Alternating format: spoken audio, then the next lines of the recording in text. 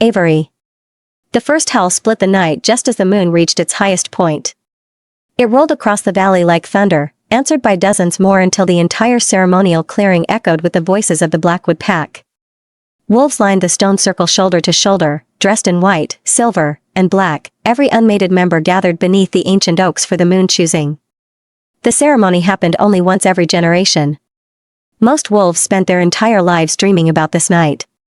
So had I. I stood near the back of the gathering, fingers curled so tightly around the fabric of my skirt that the material wrinkled beneath my grip. "Breathe," Kelly murmured inside my head. "I'm trying." "You look like you're about to pass out." "I might." She laughed softly, warm and reassuring. "He'll come." I wanted to believe her. 3 years. 3 years of secret dates after patrols. 3 years of sneaking away from packed dinners just to steal an hour together beside the river. 3 years of promises whispered where no one else could hear them. Logan had never hidden the truth from me. "If fate ever pairs me with someone else," he'd once said, brushing a strand of hair behind my ear, "I'll still choose you." I remembered every word. I don't need destiny to tell me who I love. Back then I'd believed him without question. Around us, conversations buzzed with nervous excitement. Everyone was waiting for the elder's signal. Waiting for wolves to find the person they would spend the rest of their lives with. Or choose. Not every mating was written by fate. Chosen mates existed too, and Logan had sworn ours would be one of them. A breeze drifted through the clearing, carrying pine needles, bonfire smoke, and the scent of hundreds of wolves. My own dress suddenly felt painfully ordinary. Cream-colored. Plain. Bought one paycheck at a time after months of working extra shifts in the healer's clinic. No embroidery. No jewels. No expensive designer from the capital. Just something clean enough that I wouldn't embarrass Logan if he stood beside me tonight. A pair of girls several feet away lowered their voices. "Not enough." "That's Avery." "I know." "You really think the alpha son would choose her?" Their laughter was quiet. "Careful." Just loud enough for me to hear. "She's an orphan. I heard she still struggles with partial shifting. My mother says she isn't Luna material." Someone clicked their tongue. "Can you imagine? The future alpha tied to a nobody?" Kelly's hackles rose instantly. "Ignore them." Easy for her to say. She didn't remember every whispered conversation growing up. The pity. The sideways looks. The way adults lowered their voices whenever I walked into a room. Poor Avery. The orphan. The omega nobody. I'd spent years trying to become someone they couldn't dismiss. Studying medicine. Working harder than everyone else. Taking every unpleasant assignment no one wanted. None of it erased where I'd come from. Tonight was supposed to. Tonight Logan would choose me in front of everyone. After that, none of their opinions would matter. A hush spread through the clearing. The elder stepped into the center of the stone circle, leaning on a carved ash staff polished smooth with age. "The moon bears witness," he announced. His voice carried effortlessly through the silent crowd. "So does every soul gathered here."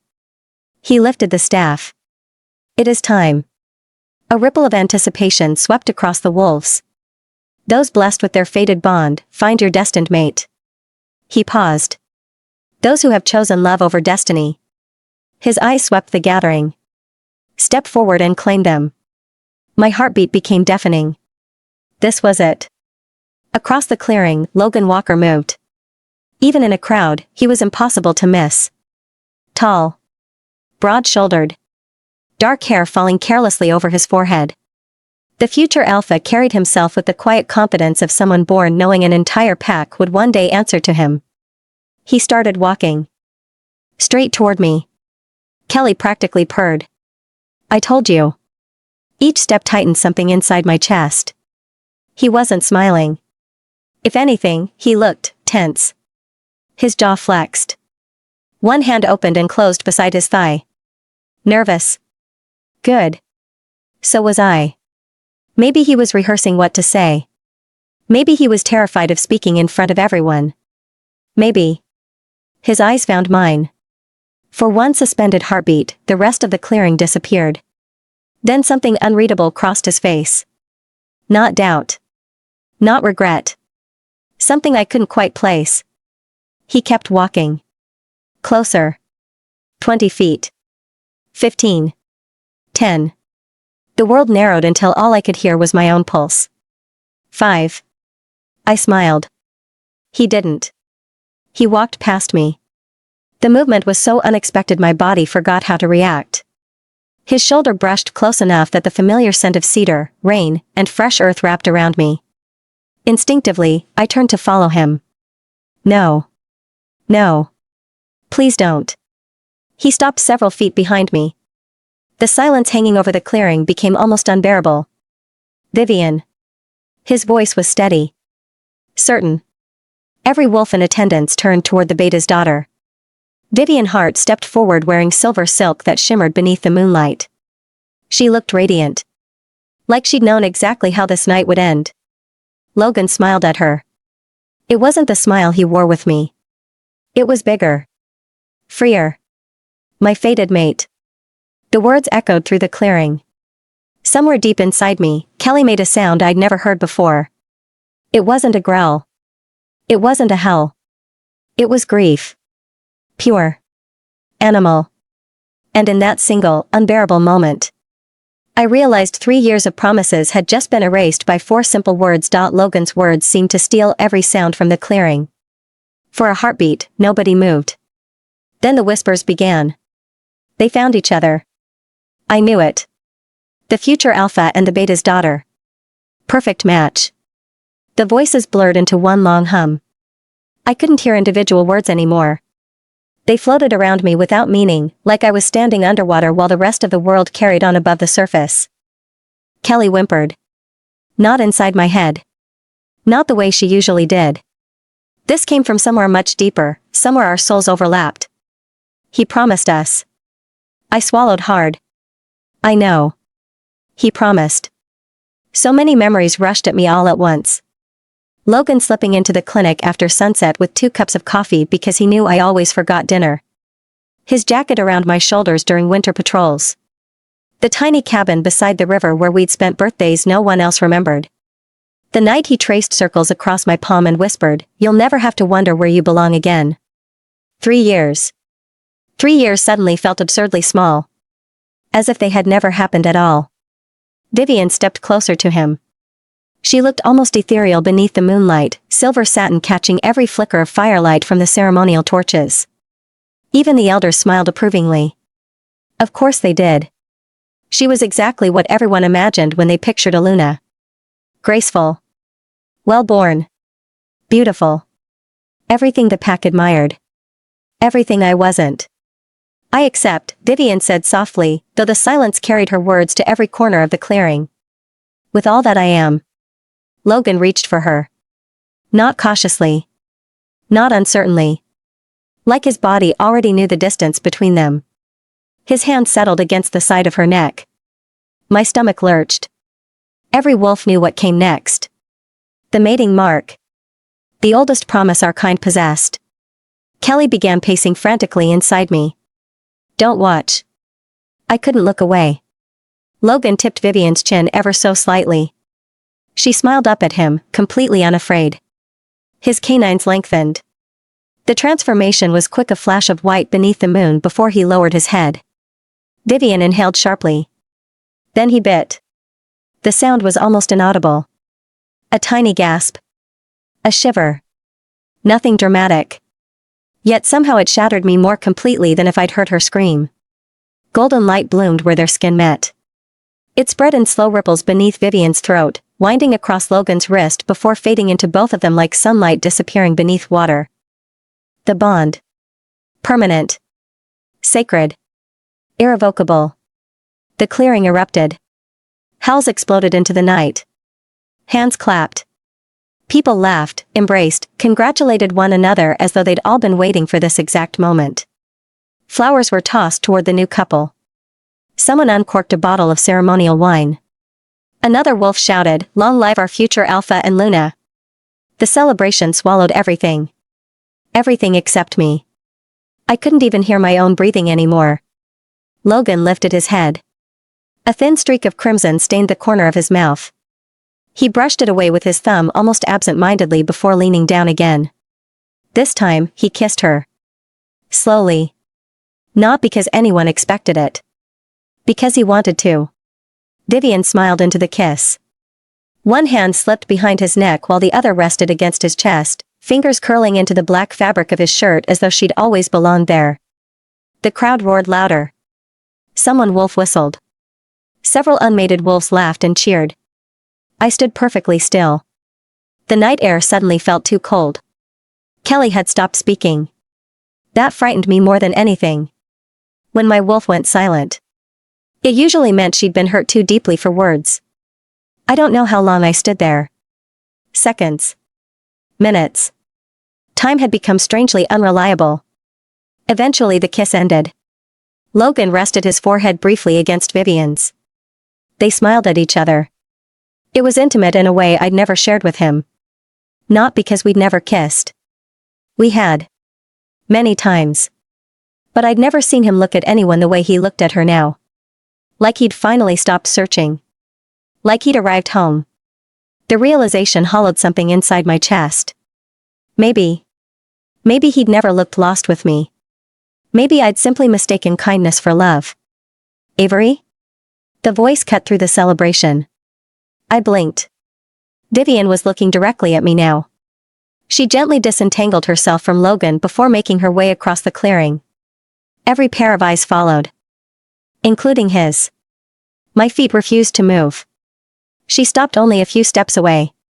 Up close, I noticed how flawless she looked. Not a strand of dark hair out of place. The fresh mating mark gleamed silver against her throat. She touched it almost unconsciously, smiling as though she still couldn't quite believe it was real. Then she looked at me. Oh. She exhaled softly. I didn't realize you were still here. There was sympathy in her voice. Or at least an excellent imitation of it. I'm sorry, she continued. None of us expected the bond to awaken this late. Kelly stirred. Weakly. Don't believe her. Vivian tilted her head. I know this must be difficult. I managed a nod because speaking suddenly felt impossible. I finally whispered. I should leave. Her smile faltered. Oh, don't do that. She reached for my hand. I instinctively stepped backward. I'd rather not. Avery.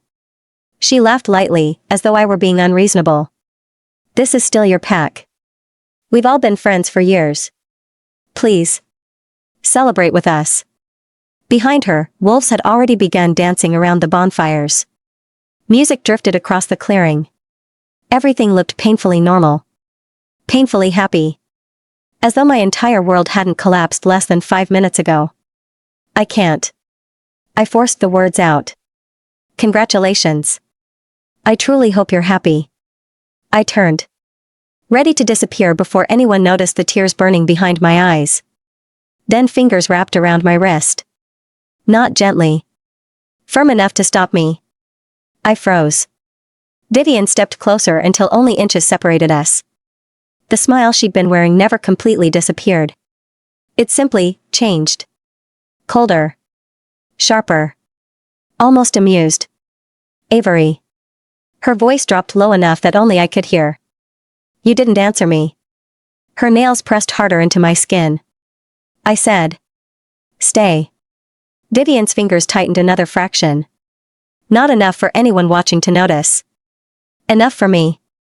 Avery, she said with that same gentle smile, the one everyone else was seeing. Don't make this awkward. The words were soft. Her grip wasn't. My wrist throbbed beneath her nails. Up close, I could smell the fresh scent of the mating bond blooming around her and Logan warm cedar tangled with jasmine and moonlight. Wolves believed newly mated pairs carried a unique scent for several days, something unmistakable that announced to the pack what words didn't need to. It hit me like smoke. Kelly recoiled. She's enjoying this. I didn't answer. Vivian leaned in just enough that her lips were near my ear. When people are watching, she murmured, it's important to know your place. The sweetness vanished from her voice. For one heartbeat. Then the smile returned as though it had never left. Anyone looking at us would think the future Luna was comforting a heartbroken friend. Only I could hear the threat beneath it. I twisted my wrist. Let go. Instead of releasing me, she squeezed harder. I said stay. My pulse kicked painfully against her fingers. Something cold crawled through me. Not fear. Recognition. She hadn't stumbled into this happiness. She wanted an audience. She wanted me standing close enough to witness every second of it. Kelly growled. Enough. I don't want to ruin your celebration. You won't. Vivian's smile widened. You'll improve it. The meaning settled between us. Stay. Smile. Watch the man you'd planned to marry celebrate with someone else. Applaud if necessary. I looked over her shoulder. Logan was speaking with the elders now, accepting congratulations. Every few seconds another pack member clasped his shoulder or embraced him. He hadn't looked in my direction once. Not once. 3 years. Gone before the moon had crossed the sky. I'm leaving. I tried to step around her. She blocked me effortlessly. You always were selfish. The accusation was quiet. So dramatic. I blinked. What? You couldn't even let tonight be about us. Us? The word almost made me laugh. Before I could answer, she caught my wrist again. This time hard enough that I hissed. Avery, she said, her voice carrying just enough for nearby wolves to hear again. Please don't be angry. Angry? I wasn't angry. I was shattered. There was a difference. I said let go. No. Kelly surged forward. Not violently. Protectively. I felt her instinct slam into mine like a tidal wave. Danger. Move. Get away. Now. It happened before I consciously decided anything. My hand jerked. Bones shifted beneath my skin with a familiar crack. Dark claws burst through my fingertips. I swung purely to break free. Nothing more. A flash of silver. A sharp intake of breath. Then. Ah. Vivian screamed. The sound sliced through the music. Everything stopped. The laughter. The dancing. Even the wolves howling beyond the tree line seemed to fall silent. I stared down in disbelief. 3 narrow lines of crimson welled across Vivian's forearm. Not deep. Barely more than scratches. But blood spread quickly against the pale fabric of her sleeve. For a heartbeat no one moved. Then Vivian clutched her arm against her chest. Tears sprang instantly to her eyes. She attacked me. The clearing exploded. What happened? Did Avery do that? Is she insane? Several warriors moved instinctively toward us. I opened my mouth. No. I only grabbed her because she looked upset, Vivian sobbed. I was trying to comfort her. Kelly snarled. Lies. I didn't. You clawed the future Luna. Someone shoved through the crowd. Logan. His expression hardened the instant he saw the blood. His eyes met mine. There was no confusion in them. No hesitation. Only disappointment. What happened? Vivian didn't even give me a chance. I tried to stop her from leaving. Her voice trembled convincingly. I thought we could still be friends. Fresh tears rolled down her cheeks. She just. Vivian looked down at her bleeding arm as though she couldn't understand how it had happened. Snapped. The silence that followed was worse than shouting. Because everyone believed her. Every single person. Logan stepped between us. Not beside me. Between us. Shielding Vivian with his body. The realization landed harder than anything else that had happened tonight. His first instinct had been to protect her from me. Avery. His voice was flat. What were you thinking? I wasn't trying to hurt her. Then explain the blood. She wouldn't let go of me. Vivian gasped softly behind him. I was only trying to help. Logan never looked back at her. He didn't need to. He'd already decided who was telling the truth. Avery. The authority in his voice deepened. I asked you a question. I answered it. No. His golden alpha eyes flared. I asked why you attacked my mate. The pressure hit instantly. Invisible. Crushing. Alpha command. It settled over the clearing like a storm front. Around us, several lower-ranking wolves instinctively lowered their heads. My knees threatened to buckle. Kelly dug in with everything she had. Don't submit. Every instinct screamed at me to obey. To apologize. To make this stop. But another instinct. Older. Sharper. Wouldn't let me. Something inside Kelly was terrified. Not furious. Terrified. Protecting something I couldn't yet understand. Logan took one slow step forward. Apologize. I swallowed. Now. The command rolled through me like thunder. Pain exploded behind my eyes. My body wanted to bow. Wanted to surrender. Instead, Kelly threw herself against the alpha pressure with a desperate, primal howl.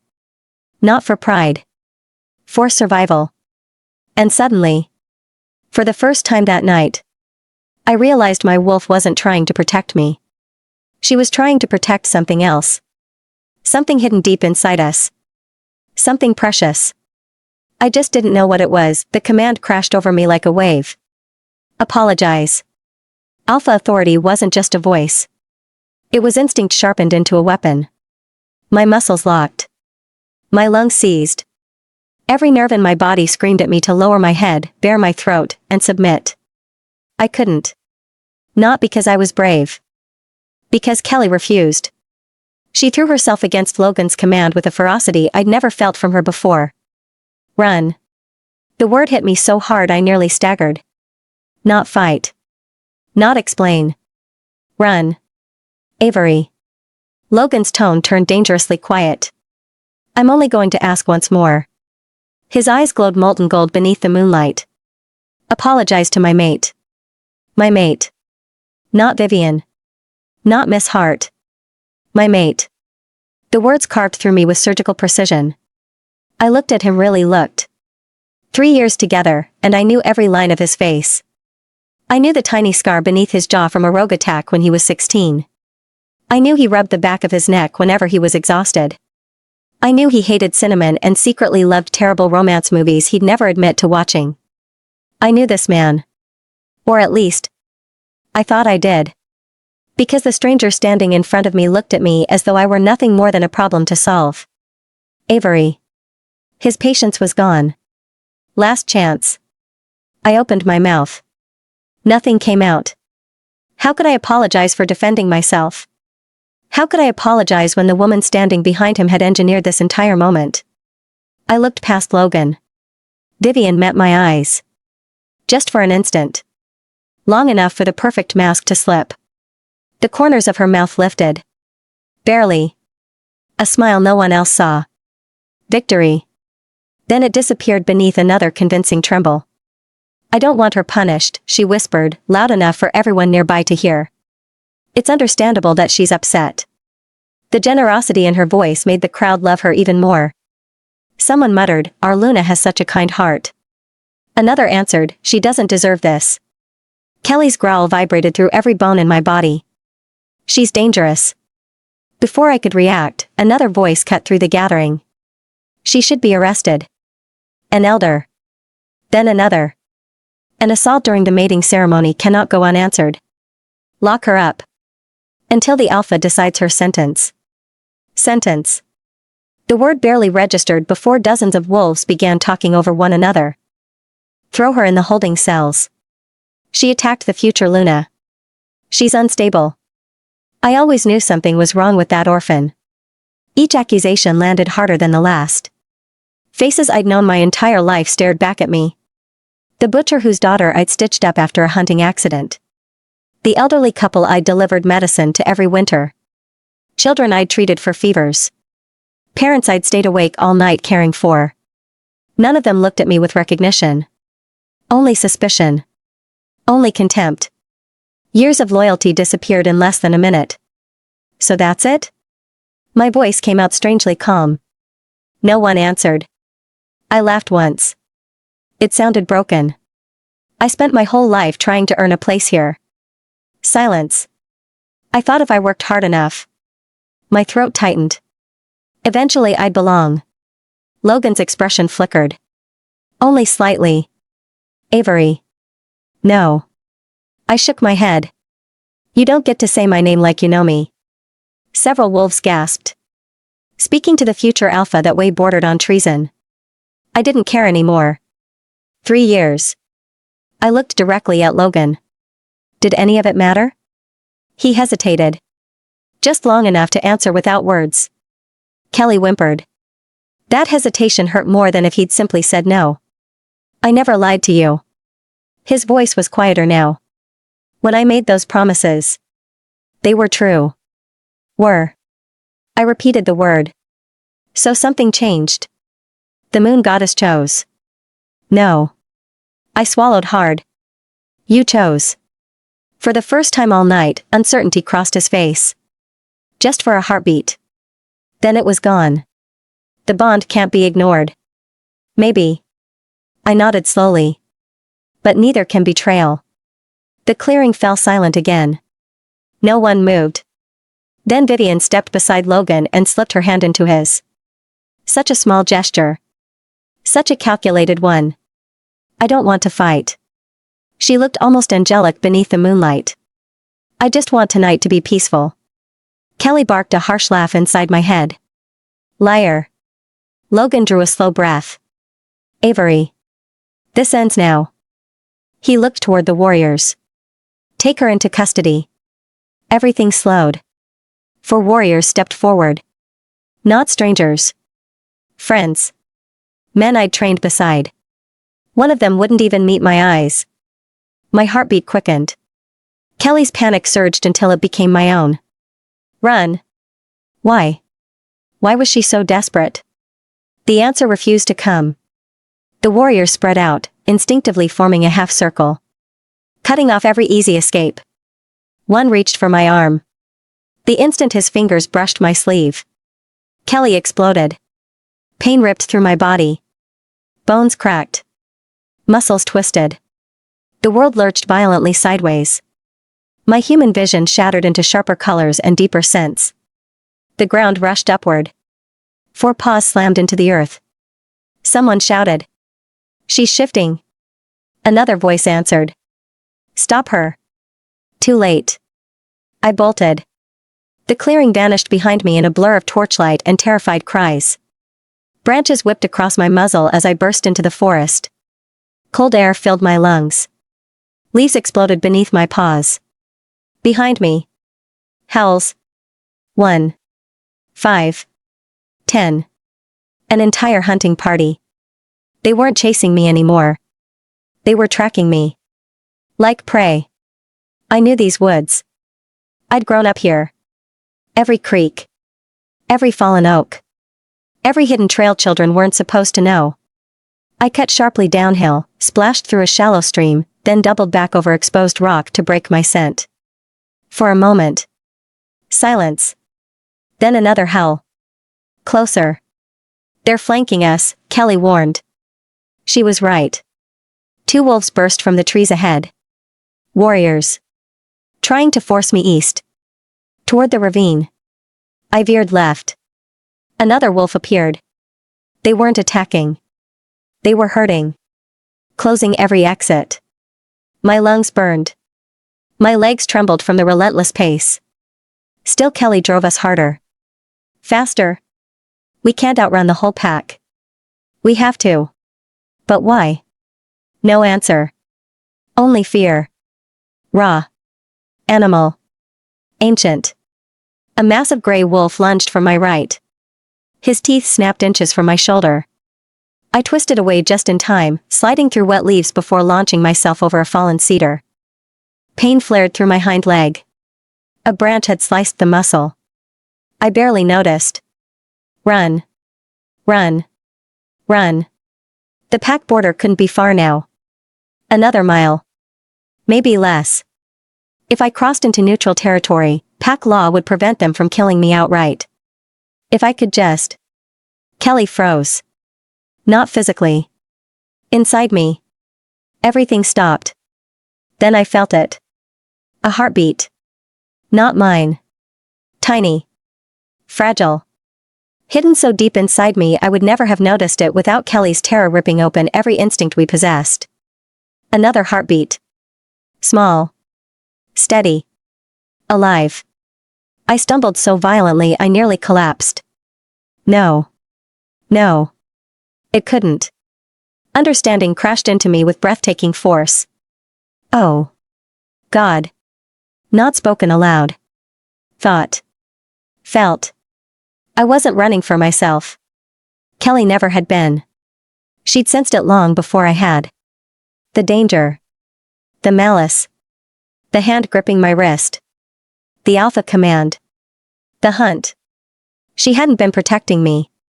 She'd been protecting our pup. Logan's child. A sob tore through me even as I kept running. Everything made sense. The claws. The panic. The desperate instinct to flee. A mother wolf protected her young before anything else. Even before herself. Behind me, another howl echoed through the trees. Closer. They were gaining. I lowered my head and ran harder than I ever had in my life. Not for my future. Not for my broken heart. For the tiny life already depending on me. The border markers appeared between the trees at last, ancient stones carved with the pack's crest. Freedom lay only a few hundred yards beyond them. I would never come back. Whatever waited for me outside Blackwood territory couldn't be worse than what I'd left behind. My child would never grow up believing love could be discarded the moment something better appeared. They would never stand where I had stood tonight. Never beg for a place that should have been freely given. The moon shone silver across the path ahead. I crossed the boundary without looking back. Not once. Because some doors, once closed behind you, were never meant to be opened again. Avery. 6 years later. I wake to the feeling of 3 small bodies piling onto my bed, their giggles filling the room like music. Mama, wake up. There's someone at the door. He says he has important letters. I blink my eyes open and find myself staring into 3 pairs of bright eyes, 2 gray like storm clouds, 1 amber like honey. My babies. My entire world. Lily bounces on my stomach, her dark curls flying everywhere. Come on, Mama. He has been waiting forever. Forever is 5 minutes to you, Lil, Noah says, rolling his eyes in that way that makes him look far too mature for a 5-year-old. He is sitting at the edge of the bed, more reserved than his sisters but just as excited. Emma, my quietest one, leans down and plants a kiss on my cheek. Morning, Mama. Morning, babies. I pull them all in for a hug, breathing in their scent, milk and honey and something wild underneath that only I can detect. My wolf, Kelly, purrs with contentment. These 3 are everything. They're the reason I survived. The reason I kept going when all I wanted to do was give up. The nightmare from last night running through the forest, the pack hunting me, Logan's cold eyes, it all fades away under the warmth of their small arms around me. The mailman is still waiting. Lily reminds me, pulling at my hand. All right. I slide out of bed and grab my robe. Let us not keep him waiting then. The 3 of them race ahead of me down the stairs of our small townhouse, their feet thundering on the hardwood. I follow at a more reasonable pace, running my fingers through my hair to make myself somewhat presentable. When I open the door, Mr. Cole is standing on my front porch with his usual warm smile. He has been our mail carrier for 3 years now, and he is one of the few people in this neighborhood who treats me like family. Dr. Bennett, good morning. He tips his head respectfully. I apologize for the early visit, but I have 2 letters here that require in-person delivery and signature. No problem at all, Mr. Cole. I take the clipboard he offers and sign my name. How is little Mary doing? Is her cough any better? His expression brightens. Much better, thanks to that tea blend you recommended. My wife wanted me to thank you again. He pauses, looking almost sheepish. Actually, Mary has been complaining about her ear hurting. Nothing serious, I think, but if you have time later this week. Of course. Bring her by the clinic tomorrow afternoon. I'll take a look. You're too kind, Dr. Bennett. He hands me 2 thick envelopes. Have a good day. I wave as he heads back to his truck, then close the door and turn to find all 3 kids staring at me with concerned expressions. Is Mary okay? Emma asks softly. She will be, I assure her, ruffling her hair. Just a little ear infection, probably. Nothing a good doctor can't fix. Noah crosses his arms. You're the best doctor. You'll fix her right up. Yeah.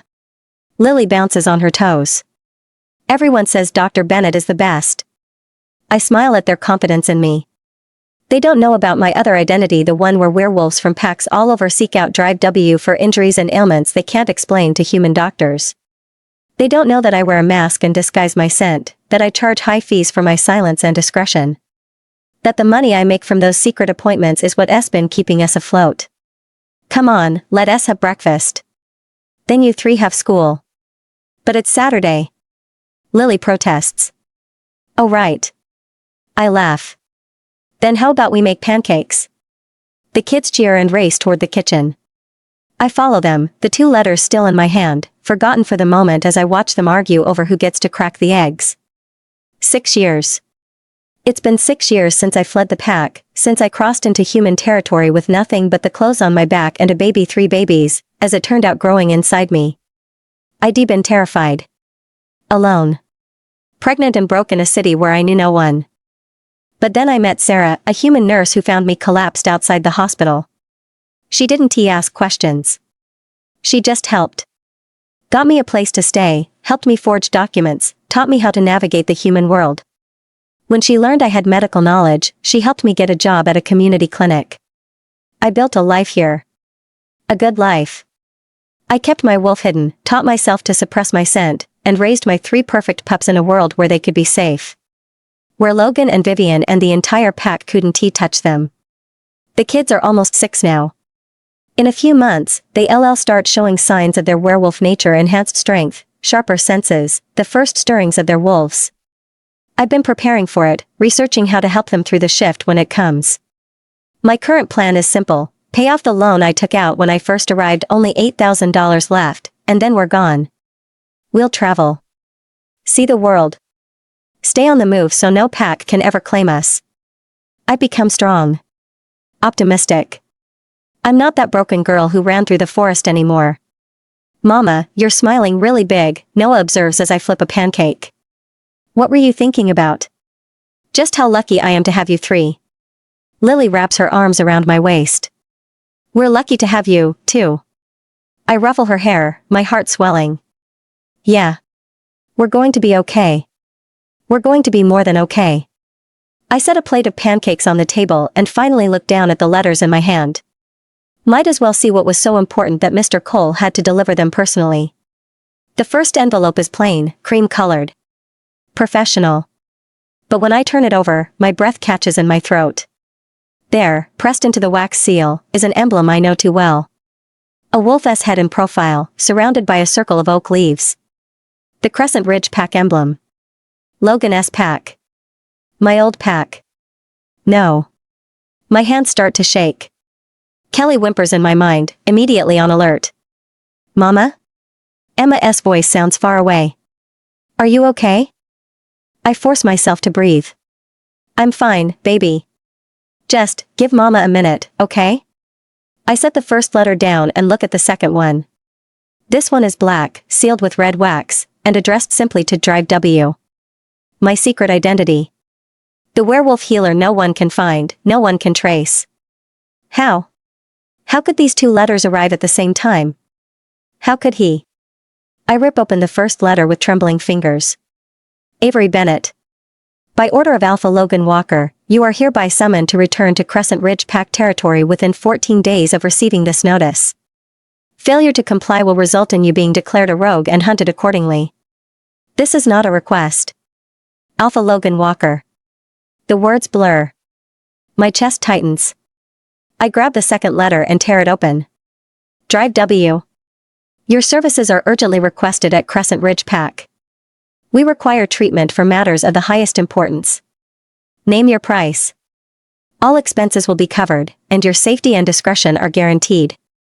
Please respond within 7 days. Alpha Logan Walker. I drop both letters on the counter like they burned me. He's looking for me. And he's looking for Drive W. Does he know? Does he know they're the same person? No. No, that's impossible. Drive W never shows her face. There's no way he could trace Drive W back to me. But the timing. Both letters arriving on the same day. To the same address. My mind flashes back to last night's nightmare. Running through the forest. The pack hunting me. Logan's voice ordering them to catch me. It wasn't just a nightmare. It was a memory. One I'd been trying to forget for 6 years. Why now? Why is he summoning me back now? Mama? I look up to find all 3 kids standing in front of me, their pancakes forgotten. They're staring at me with worried expressions. You look scared, Noah says quietly. I force a smile and crouch down to their level. I'm okay. I just got some news that surprised me, that's all. Lily tilts her head. Bad news? Grown-up news, I say carefully. Nothing for you 3 to worry about. Emma reaches out and takes my hand. We don't like it when you're sad. God, they're so sweet. So perfect. I pull all 3 of them into a hug, holding them tight. Vivian must be Luna now. She and Logan must be ruling the pack together. If she ever found out about the kids, if she ever discovered that Logan has 3 illegitimate pups out here, she would see them as threats. As competition. She would hurt them. I know she would. The memory of her malicious smile flashes through my mind. The way her nails dug into my skin. The triumph in her eyes when Logan marked her. She's dangerous. And I can't let her anywhere near my babies. I pull back and cup their faces. How would you 3 feel about a little adventure? Lily's eyes light up. What kind of adventure? The moving kind, I say carefully. We might need to find a new place to live soon. Noah frowns. But we like it here. I know, baby. But sometimes change is good. And wherever we go, we'll be together. That's what matters most, right? They nod, though Emma still looks uncertain. Can we finish our pancakes first? Lily asks. I laugh despite the fear clawing at my chest. Yes. Finish your pancakes. As they return to the table, I grab the letters and shove them into a drawer. My mind is already racing. I don't know if Logan knows my true identity. I don't know what he wants with Drive W, or why he is summoning Avery Bennett back to the pack after 6 years of silence. But none of it matters. What matters is keeping my children safe. And the only way to do that is to stay as far away from Crescent Ridge Pack and Logan Walker as possible. Logan. Summon all wolves. Every pack member is to be recalled. This is urgent. I don't look up from the documents spread across my desk as I issue the command. My beta, Anthony, shifts his way to tell that he wants to ask questions. He knows better. All of them, Alpha, he ventures anyway. Did I stutter? No, Alpha. I'll send word immediately. Finally, I glance up. Anthony stands rigid, his expression carefully neutral. Good. I'm not in the mood for debates or suggestions. My parents are dying, and I need the best healer in the werewolf world to save them. Drive W is a ghost, no face, no scent, no pack affiliation. Finding someone who doesn't want to be found requires casting the widest net possible. I want every wolf back. No exceptions. Anthony nods and turns to leave, but the door swings open before he reaches it. Vivian glides in wearing a dress that probably cost more than most pack members make in a month. Her dark hair is swept over one shoulder, and she's wearing that smile, the one that used to make my chest tighten but now just irritates me. Logan, darling, I heard you were having an important meeting. She trails her fingers along the edge of my desk as she approaches.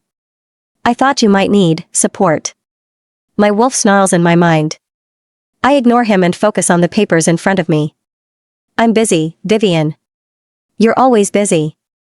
She moves behind my chair, her hands landing on my shoulders. I go rigid. You work so hard. Let me help you relax. I stand abruptly, forcing her hands to fall away. Anthony, get out.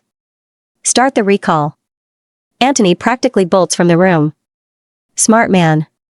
The moment the door closes, Vivian's expression shifts. The fake sweetness melts into something harder. You're being cruel, Logan. I'm your fated mate. Your future Luna. You can't keep pushing me away. I can do whatever I want. I'm the alpha. An alpha who needs an heir. She steps closer, her voice dropping. Your parents want to live forever. The pack needs stability. They need to see their alpha with a Luna at his side, producing the next generation. There it is. The real reason she is here. The only thing she actually cares about. My parents are dying, I say coldly. That's my priority right now. Not your ambitions. Her eyes flash, but she quickly masks it with concern. Of course. I'm sorry. She touches my arm, her fingers gentle. I want to help. If we find this drive W, if she can cure my condition, then I can finally give you an heir. We can be married. I can take my rightful place as Luna. I look down at her hand on my arm and feel nothing but disgust. Avery was far more pitiful than this. The thought comes unbidden, sharp and cutting. Avery, bleeding and terrified, running through the forest while the pack hunted her. Avery, with tears streaming down her face as I ordered them to catch her. Avery, who I banished without a second thought. That was real suffering. Real pain. This is just manipulation. I pull my arm away. If Drive W can be found, it will be for my parents. Not for you. Vivian's face twists for just a second before she smooths it back into submission. Of course. Your parents. I understand. She doesn't. She never has. I regret everything about that night 6 years ago. My impulsiveness. My anger. The way I let the pack turn on Avery without listening to her side of the story. I've had years to piece together what really happened, years to see Vivian for what she truly is. Hypocritical. Manipulative. Vicious beneath the pretty surface. I've grown to hate her. But she is my fated mate. Breaking a fated bond isn't like severing a chosen mate connection. It's dangerous, potentially deadly, and complicated in ways I can't afford right now. So I endure her. I keep her at arm's length and wait for the right moment. A knock at the door interrupts us. Come in. Anthony enters, holding a tablet. I have the preliminary list of wolves to recall, Alpha. I need your final approval before I send the orders. I take the tablet from him and scroll through the names. Pack members scattered across the country, some I haven't seen in years. My eyes catch on a few warriors who left for better opportunities, healers who work in human hospitals, scouts who prefer the solitude of distant territories. Anthony clears his throat. There's one name I wasn't sure about. Which one? Avery Bennett. The room goes silent. My wolf perks up immediately, a pathetic whine echoing through my mind. I ignore him and keep my expression neutral. Vivian laughs. Actually laughs. You can't be serious. Why would you summon her? I don't answer. I'm staring at the name on the screen like it might disappear if I blink. She is useless, Logan. Vivian's voice sharpens. She can't help find this doctor. She can't give you an heir. She is nothing. There is no point in bringing her back. The Luna position already belongs to me, Vivian continues, her tone turning smug. Everyone knows it. There is no reason to. Get out. She blinks. What? I said get out. I look up at her, letting every ounce of my authority seep into my voice. Now. Her face goes pale, then red. You can't just. Anthony. Escort her out. Anthony moves immediately, his hand hovering near Vivian's elbow without quite touching her. She looks between us, shock written all over her face.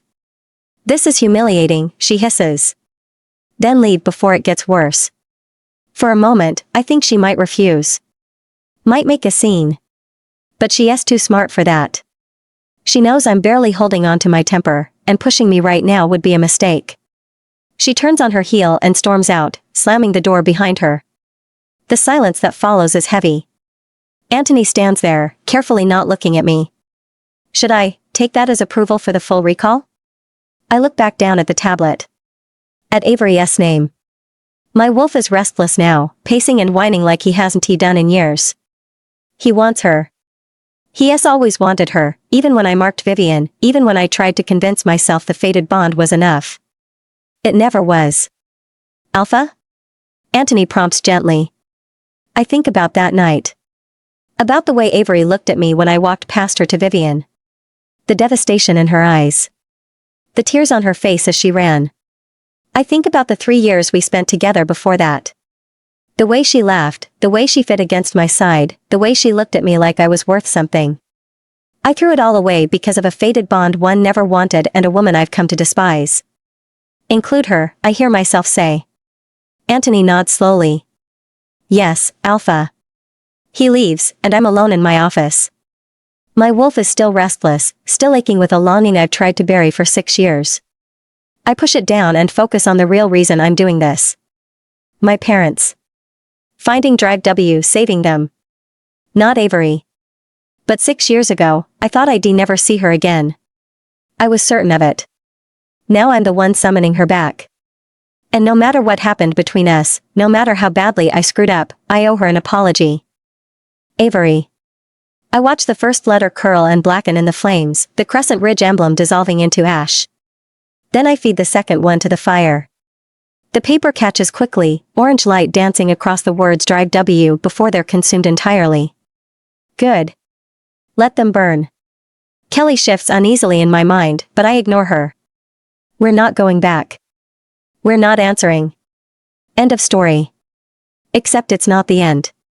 The next morning, Mr. Cole shows up with 3 more letters. 2 for Drive W, 1 for me. I smile politely, sign for them, and the moment I close the door, I march straight to the fireplace.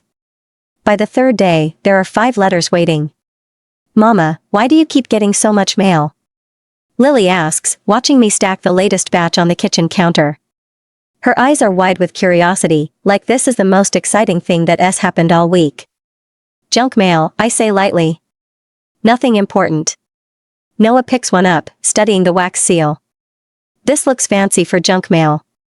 I pluck it from his hands. Fancy junk is still junk. Emma giggles. Can we keep the envelopes? They're pretty. Sure, baby. After I open them. Which I don't. I just burn them. By the end of the week, the letters are arriving in bundles. Mr. Cole looks increasingly confused each time he hands them over, but he doesn't ask questions. He just gives me that concerned smile and mentions again how grateful he is that I'm seeing Mary tomorrow. The kids think it's hilarious. They've started a game where they guess how many letters will come each day. Lily's running bet is 15. Noah says 12. Emma just shrugs and says a lot. They're not wrong. I'm burning them faster than they arrive, but my anxiety is climbing with each delivery. Every sealed envelope feels like a ticking clock, counting down to something I can't control. I read one. Just one. I have to know if anything has changed. Drive W. Your continued silence is noted.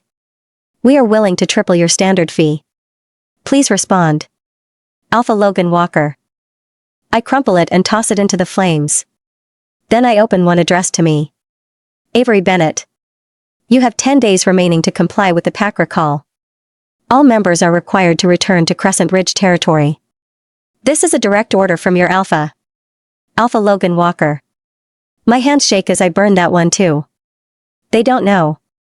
They can't know that Avery Bennett and Drive W are the same person. If they did, the letters would say so. They threaten differently. They leverage it. But the fact that they're searching for both of us at the same time? That's not a coincidence. That's dangerous. I need to leave. Now. I spend the next 2 days in a frenzy of activity. I finish every outstanding case I have, werewolf and human alike. I work late into the nights, stitching wounds and mixing tinctures, pushing myself until my hands ache and my eyes blur. The medical kit I carry gets heavier with each appointment. By the time I'm walking home from treating Mary's ear infection, my shoulders are screaming and my back feels like it might give out. It's nearly dusk. The neighborhood is quiet, the streetlights just starting to flicker on. I adjust the strap of my kit and keep walking, counting down the blocks until I'm home. A car pulls up beside me, slowing to match my pace. I tense immediately, my wolf rising to the surface, ready to run or fight. Then the window rolls down, and I see his face. Avery. Get in. I stop walking. Ethan. Ethan Cole, Mr. Cole's youngest son, and part of the family that saved my life 6 years ago. He leans across the passenger seat, his brown eyes warm but concerned. You look exhausted. Let me drive you. I'm fine. It's only a few more blocks. You're carrying a bag that weighs half as much as you do. He pushes the door open. Get in. Please. I hesitate, but my shoulders really do hurt, and the thought of walking another 3 blocks with this kit makes me want to cry. I slide into the passenger seat, pulling the medical kit onto my lap. Ethan doesn't say anything as he starts driving. He just glances at me, then focuses on the road. The kids? I ask after a moment. At my place. Mom's feeding them dinner. They're fine. Of course they are. The Cole family has been looking after my babies since the day we met. Ethan has always been there for us, watching the kids when I work late, making sure they're safe. He knows what I am. I trusted him with that secret long ago, and he has never once betrayed me. Thank you, I say quietly. Ethan just nods. We drive in silence for a while. I watch the familiar streets pass by, my mind already cataloging everything I still need to pack. Clothes. Documents. Medical supplies. We can't take much, just what fits in the car. We'll have to leave the rest behind. You're planning to run. I jerk my head toward Ethan. What? You've been finishing up all your cases. Tying up loose ends. You're getting ready to disappear. He doesn't look at me. Is it him? Your ex? My throat tightens. I don't answer. I can't. Ethan's grip on the steering wheel tightens, his knuckles going white. Avery. I can't talk about it. You don't have to run. You're safe here. We can. I'm not safe anywhere he can find me.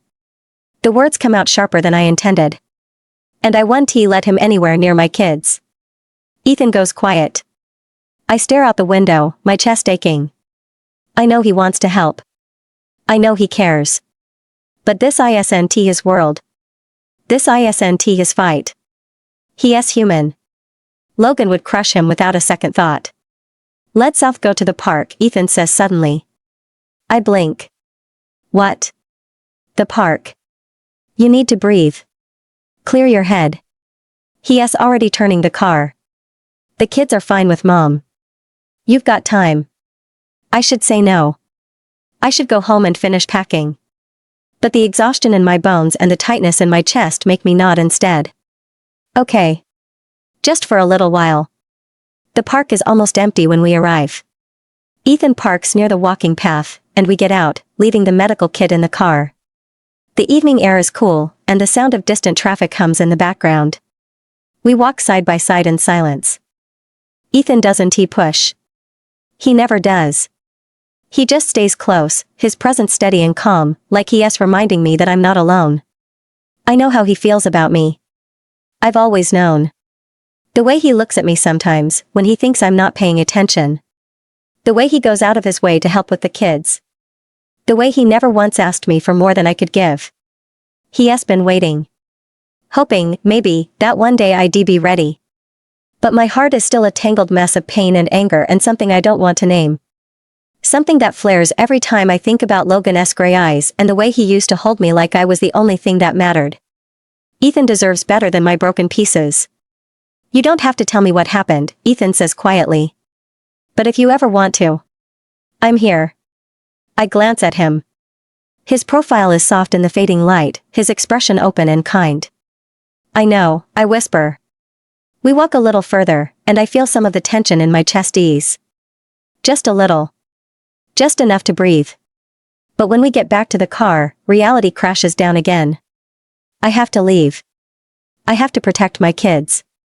I have to stay ahead of Logan and whatever he is planning. That night, I finish packing. My bags are lined up by the door. The kids' clothes are folded neatly in their backpacks. I've withdrawn what little money I have left in my account, enough to get us out of the city and somewhere far away. I stand in the middle of my living room, looking at the life I built here. The couch where I've read the kids' bedtime stories. The kitchen table where we've shared countless meals. The walls covered in their drawings. I'm going to miss this place. But I'll do whatever it takes to keep them safe. I glance at the map spread out on the coffee table. I've circled 3 possible destinations, small towns, off the radar, where we can disappear. Tomorrow, we leave. Before the letters can find me again. Before Logan can. Logan. 3 days later, I stand outside the sick room with my arms crossed, staring at the closed door. Anthony shifts his weight beside me, and I can tell from his expression that the news isn't good. Still nothing from Drive W? I ask. No, Alpha. We've sent multiple letters. All confirmed delivered. But there's been no response. I'm not surprised. Drive W doesn't answer to anyone, not even Alpha's. That's part of what makes her so damn elusive. Send another letter, I say. Make it more earnest this time. Increase the offer significantly. Make it clear we're serious. Yes, Alpha. Anthony pulls out his phone to make notes. I glance at the sickroom door again, then back at him. Almost as an afterthought, I ask, so Avery Bennett should be on her way back by now. Where is she? Anthony's fingers pause over his phone screen. He hesitates, just for a second, but I notice. She hasn't replied either, Alpha. I blink. What? We've sent the recall notice multiple times. All confirmed delivered to her address. But there's been no response. Confusion cuts through me, sharp and unexpected. I stare at Anthony like he just told me the moon fell out of the sky. She didn't respond? A recall notice isn't a suggestion. It's a direct order from her, Alpha. Ignoring it is grounds for being declared rogue. Even if she hates me and she has every right to this, doesn't make sense. Why would she? The door to the sickroom swings open. The pack healer steps out, his face drawn and exhausted. He has been in there for hours, running every test he knows, trying every remedy in his arsenal. One look at his expression tells me it wasn't enough. Alpha. He bows his head. Your parents are awake. They'd like to speak with you. I push past him into the room without another word. My mother is propped up against the pillows, her face pale and gaunt. My father sits in the chair beside her bed, his hand wrapped around hers. They both look fragile in a way that makes something twist in my chest. They're dying. The healer follows me inside and closes the door quietly. I turn to him, already knowing what he is going to say but needing to hear it anyway. Tell me. He bows his head lower. Alpha, I've done everything I can. I've tried every treatment, every remedy I know. But their condition is beyond my skill. My mother's hand tightens on my father's. Neither of them looks surprised. There's nothing you can do? I ask, my voice harder than I intended. There's one person who might be able to save them, the healer says quietly. But I can't guarantee she'll come. Who? Drive W. His voice turns reverent, almost awed. She is a physician of legendary skill. Known for curing illnesses that others deem impossible. Her methods are unconventional, her whereabouts perpetually unknown, but her success rate is unmatched. If anyone can help your parents, it's her. Drive W. The same healer I've been trying to find for days. I look at my parents. My mother's eyes are closed now, her breathing shallow. My father watches me with those sharp alpha eyes that haven't dimmed despite everything. Then I'll find her, I say firmly. Whatever it takes. I'll bring her here. I'll spare no cost, no effort. I promise you both I will find Drive W and bring her to the pack. My mother's eyes flutter open, and she gives me a weak smile. I know you will, Logan. She shifts slightly against the pillows, and something in her expression changes. Becomes heavier. Like she is carrying a weight she has kept hidden for too long. There is something I need to say, she says quietly. Well, I still can. I move closer to her bedside. What is it? I've been putting my affairs in order. Thinking about regrets. She glances at my father, then back at me. 6 years ago, when we exiled that girl Avery, I think we were too hasty. Too driven by fear and emotion. My wolf perks up immediately at the mention of her name, a pathetic whine building in the back of my mind. I force him down. She used to study herbs and healing within the pack, didn't she? My mother's voice is soft, almost wistful. She had potential. Real talent. And we threw her out without even listening to her side of the story. We were too rash. No, my father's voice cuts through the room like a blade. We were not too rash. That girl attacked Vivian in front of the entire pack. She harmed the Beta's daughter, the future Luna. There was no excuse for that kind of violence. But what if? There is no what if, my father says firmly. The decision was made. It was the right decision then, and it's the right decision now. He looks at me, his gaze sharp and unyielding. Logan, your priority should be curing Vivian's infertility and marrying her as soon as possible. That's what matters. The pack needs an heir. I need to know the succession is secure before I die. Don't let me die with that regret. The words settle over the room like a heavy blanket. My mother's face falls, but she doesn't argue. She just closes her eyes again, her hand going limp in my father's grip. I stand there, caught between them. Between my mother's regret and my father's expectations. But I don't say what I'm thinking. That I don't want Vivian. That the fated bond feels like a noose around my neck. That every day I spend with her makes me hate myself a little more. I just nod. I'll handle it. My father's expression softens slightly. Good. Now go. Find that doctor. I leave the room, the door closing softly behind me. Hours later, I'm alone in my office with Anthony. The sun has set, and the pack grounds are quiet outside my window. The scouts reported back about Avery Bennett, Anthony says carefully. I look up from the documents on my desk. And? Although there has been no reply from her, the wolves who delivered the letters were able to observe her situation. He pauses. She is living in a small townhouse in a human neighborhood. The area is modest. Quiet. Not affluent. Go on. It appears she is struggling, Alpha. Financially. She works at a community clinic. The house is small. The neighborhood isn't. He stops, choosing his words carefully. It doesn't look like she is doing well. My wolf immediately bristles, a low growl rumbling through my mind. Find her. Go to her. Make sure she is safe. I grit my teeth and force him down, but he is restless now. Pacing. Agitated in a way I haven't felt in years. If she is struggling, I say, keeping my voice even, she is welcome to return to the pack. I wouldn't object to that. Anthony blinks. You wouldn't object?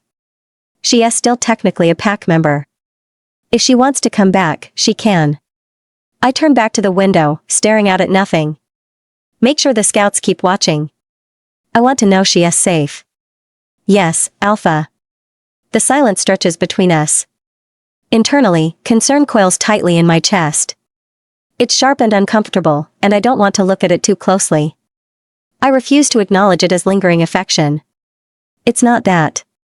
It can't be that. We were never truly suited anyway. An alpha and an orphan? The gap between us was too wide. Even without the exile, even without Vivian, our bond would have fractured eventually. It was inevitable.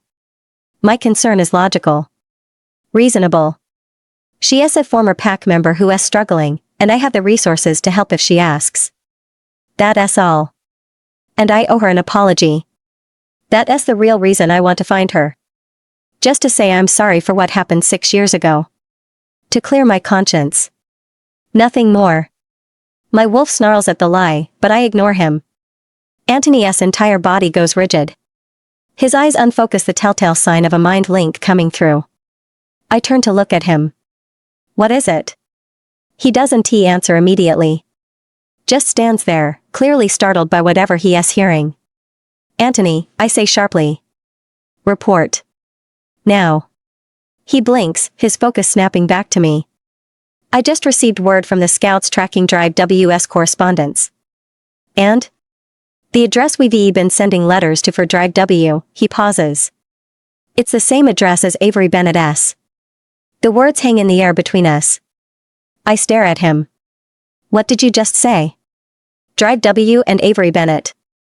Same address. Same location. Anthony's voice is steady, but I can see the confusion in his eyes. The scouts confirmed it. Twice. I stare at him, disbelief crashing through my composure. The orphan? Avery, the girl I banished 6 years ago, is Drive W? Avery. My phone buzzes on the counter, the screen lighting up with an unknown number. I stare at it, my heart pounding in my chest. It rings. And rings. And rings. I don't answer. I can't. Kelly shifts uneasily in my mind, her instinct screaming at me to pick up, to find out who it is, to know what they want. But I already know. Deep down, I know. It's them. The pack. Maybe even him. The ringing stops, and the screen goes dark. I let out a breath I didn't realize I was holding. No more delays. No more waiting. We're leaving. Now. I carry the last bag to the car and load it into the trunk. The bags I packed last night are already wedged in clothes, the kids' backpacks, my medical supplies, our documents. Everything we need fits into this one small car. Everything we're leaving behind stays in this house. I buckle the kids into their seats, checking each strap twice to make sure they're secure. Lily bounces in her seat, already treating this like the adventure I promised. Noah watches me with quiet, serious eyes, and Emma clutches her stuffed rabbit to her chest. Are we really leaving, Mama? Emma asks softly. We are, baby. I smooth her hair back and kiss her forehead. But we'll be okay. I promise. She nods, trusting me completely. I wish I had that kind of faith in myself. I close the car door and turn to find Ethan standing on the porch with his mother, Sarah. They're both watching me with expressions I can't quite read: sadness, worry, something deeper I don't want to name. I walk over to them, my chest tight. Thank you, I say quietly. For everything.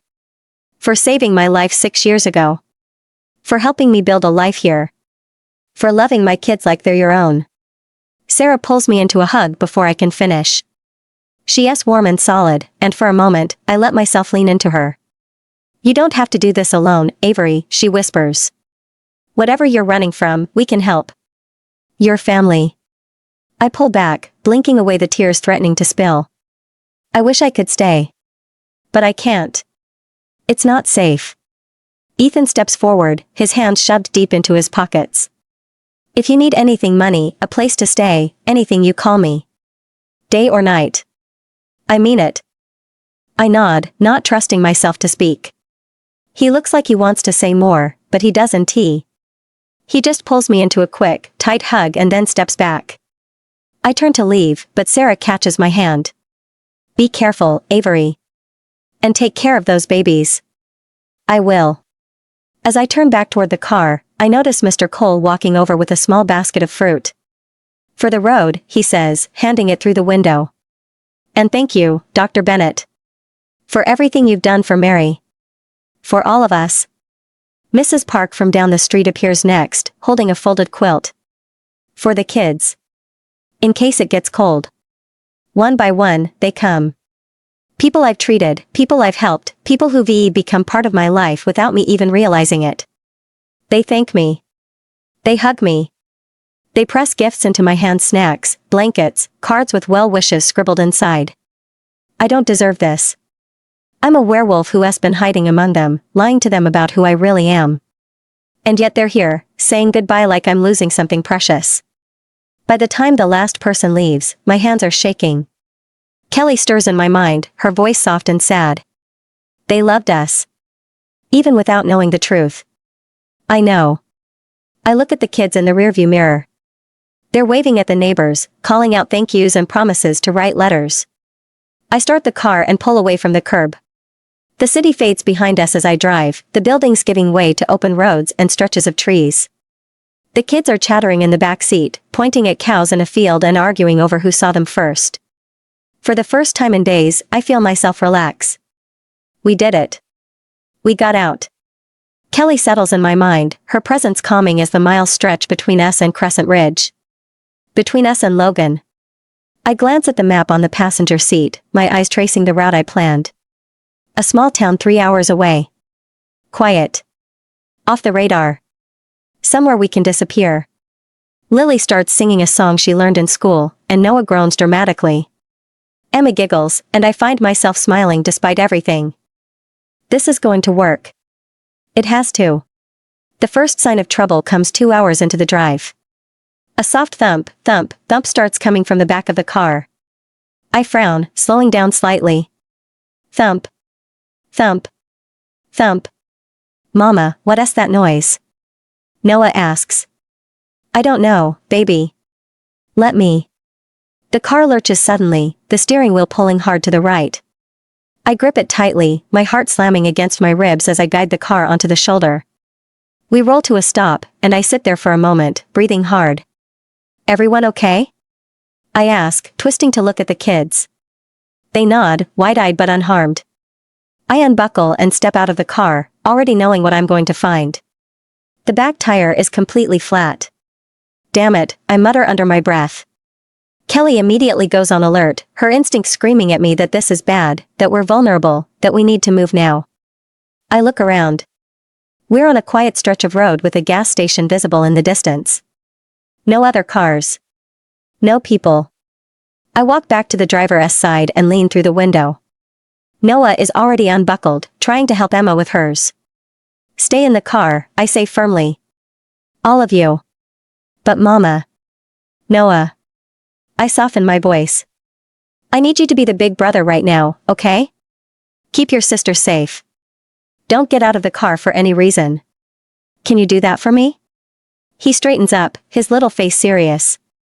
I promise, Mama. Good boy. I grab my mask from my bag, the one I use for my Drive W appointments, and slip it on. Just in case. Then I lock the car and start walking toward the gas station. The mechanic is friendly enough. He agrees to help, and I follow him back to the car with a spare tire and a jack. But as we round the bend, I slow. There's another car parked beside mine now. A sleek black sedan with tinted windows. My blood runs cold. The kids are waving through the window, their faces lit up with excitement. Mommy! Lily shouts, her voice muffled through the glass. This nice uncle said he can help us. You don't need to go to the gas station. I freeze. My eyes lock on the unfamiliar car and the man inside. No. It can't be. Logan. I stare at Anthony like he's lost his mind. The orphan? Avery, the girl I banished 6 years ago, is Drive W? Anthony nods slowly, his expression carefully neutral. The scouts confirmed it twice, Alpha. Same address. Same location. I shake my head. That's impossible. There has to be a mistake. I thought the same thing, Anthony admits. But the surveillance team triple-checked. Every letter we've sent to Drive W has been delivered to Avery Bennett's residence. Every single one. My wolf stirs uneasily, torn between excitement and confusion. It can't be her. The quiet girl who worked at the Pack Clinic, who studied basic herbs in the orphanage, there's no way she could be the legendary healer everyone's been searching for. Drive W is supposed to be experienced, skilled beyond measure, someone with years of practice and knowledge. Avery was nobody. She had no training, no resources, no. I stopped myself. That's not fair. And it's not true. She had potential. My mother said so herself just hours ago. Avery studied healing, worked harder than anyone I knew, pushed herself to learn everything she could despite having nothing. But this? This is different. This is. Should we still proceed with the recall order for Avery Bennett? Anthony asks carefully. I look up at him, momentarily thrown by the question. My mouth opens, then closes. I'm over her. I am. It's been 6 years. 6 years of distance, of moving on, of accepting that what we had is dead and buried. But even as I think it, unease coils tight in my chest. I'll handle it, I hear myself say. I'll contact her directly. Anthony blinks. You're going to call her yourself? Yes. I pull out my phone before I can second-guess the decision. If she really is Drive W, then we need to approach this carefully. Respectfully. That's the reason. The only reason. It has nothing to do with the fact that I haven't heard her voice in 6 years. I pull up the contact information the scouts provided and dial the number. It rings once. Twice. 3 times. My heart pounds harder with each ring. 4 times. 5. She is not going to answer. 6 times. 7. The call goes to voicemail. I hang up without leaving a message. My heart drops heavy and cold, like a stone sinking into deep water. Alpha? Antony's voice is quiet, almost hesitant. What are your orders? I set my phone down on the desk and force my expression into something calm. Controlled. Forget about Avery Bennett, I say flatly. Focus only on Drive W. Now that we have her address, we'll go in person. Show our sincerity. Make it clear we're serious about securing her services. And? Avery? She's irrelevant. The words come out colder than I intend, but I don't take them back. She's just an orphan who ignored a recall order. She has no place in my priorities anymore. Antony nods slowly. Understood, Alpha. He leaves, and I'm alone in my office again. I stare at my phone, at the call log showing her unanswered number. She didn't pick up. Why didn't she pick up? I shove the thought away and turn back to the paperwork on my desk. There's work to do. Plans to make. My parents are dying, and I need Drive W whoever she is to save them. That's what matters. Not Avery. Not the girl I exiled 6 years ago. But my thoughts keep drifting back to her anyway. No matter how hard I try to focus, her name keeps circling through my mind like a ghost I can't shake. 3 days later, I'm sitting in the back seat of a black sedan, watching the human world blur past the window. A pack member is driving. Antony sits in the passenger seat beside him, occasionally checking his tablet for updates. 2 other wolves are in the vehicle behind us backup, just in case. We left pack territory hours ago, and the landscape has shifted from dense forest to rolling hills to the sprawling suburbs of human civilization. This is the road that connects our world to theirs. The only road. I stare out at the pavement stretching ahead of us, and an unwanted thought surfaces. Is this the road she fled down? I try to push it away, but it clings. 6 years ago, when she ran, did she take this exact route? Did she stumble through these same trees, terrified and alone, with the pack hunting her? How is she now? The question rises before I can stop it. Has she moved on? Built a new life? After 6 years, she must have. People don't just stay frozen in the past. My jaw tightens. Could she have a family? A husband? The thought hits me like a punch to the gut. Children? My wolf snarls violently, a possessive rage flaring so fast it makes my hands clench into fists. I force it down. Force myself to breathe. Is that why she ignored the summons? Because she has someone else now? Someone who matters more than an old recall order from a pack she left behind? Alpha, are you all right? Antony glances at me, concern flickering across his face. I'm fine, I say curtly. I'm not fine. I'm sitting here imagining Avery with another man, imagining her laughing with him, living with him, raising children with him. Stop. I shut the thoughts down hard, refusing to let them take root. This isn't jealousy. It's not. I don't care what she's doing or who she's with. I'm over her. I have to be. The road stretches on, and I stare out the window, trying to focus on anything else. But the thoughts keep creeping back, unwanted and relentless. We're about an hour from her address when Antony suddenly slows the car. What is it? I ask, snapping out of my thoughts. He is staring ahead, his nostrils flaring slightly. Do you smell that? I focus, and then I catch it. Werewolf. More specifically, werewolf pups. My wolf immediately perks up, alert and curious. The scent is coming from a car pulled over on the shoulder ahead of us. A small sedan with a flat tire. Stray wolves in the human world? I say slowly. That's rare. Almost unheard of, Antony agrees. Most werewolves who live among humans are loners by choice, and they sure as hell don't have pups. Pups need a pack. They need structure, safety, territory. Something about this doesn't sit right. Pull over, I say. Antony eases the car onto the shoulder behind the sedan. I step out, my wolf pushing closer to the surface, instincts sharpening. The scent grows stronger as I approach the car. 3 pups. Young, probably 5 or 6 years old. I move closer and peer through the window. 3 small faces stare back at me, 2 girls and a boy. Their eyes are wide and curious, completely unafraid. One of the girls waves enthusiastically.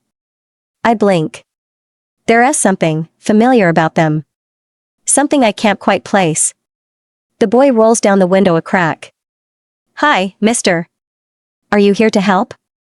Where's your mother? I ask, my voice coming out rougher than I intended. She went to get help, the boy says seriously. Our tire's flat. But she said to stay in the car and not talk to strangers. You're talking to me, I point out. He grins. You don't feel like a stranger.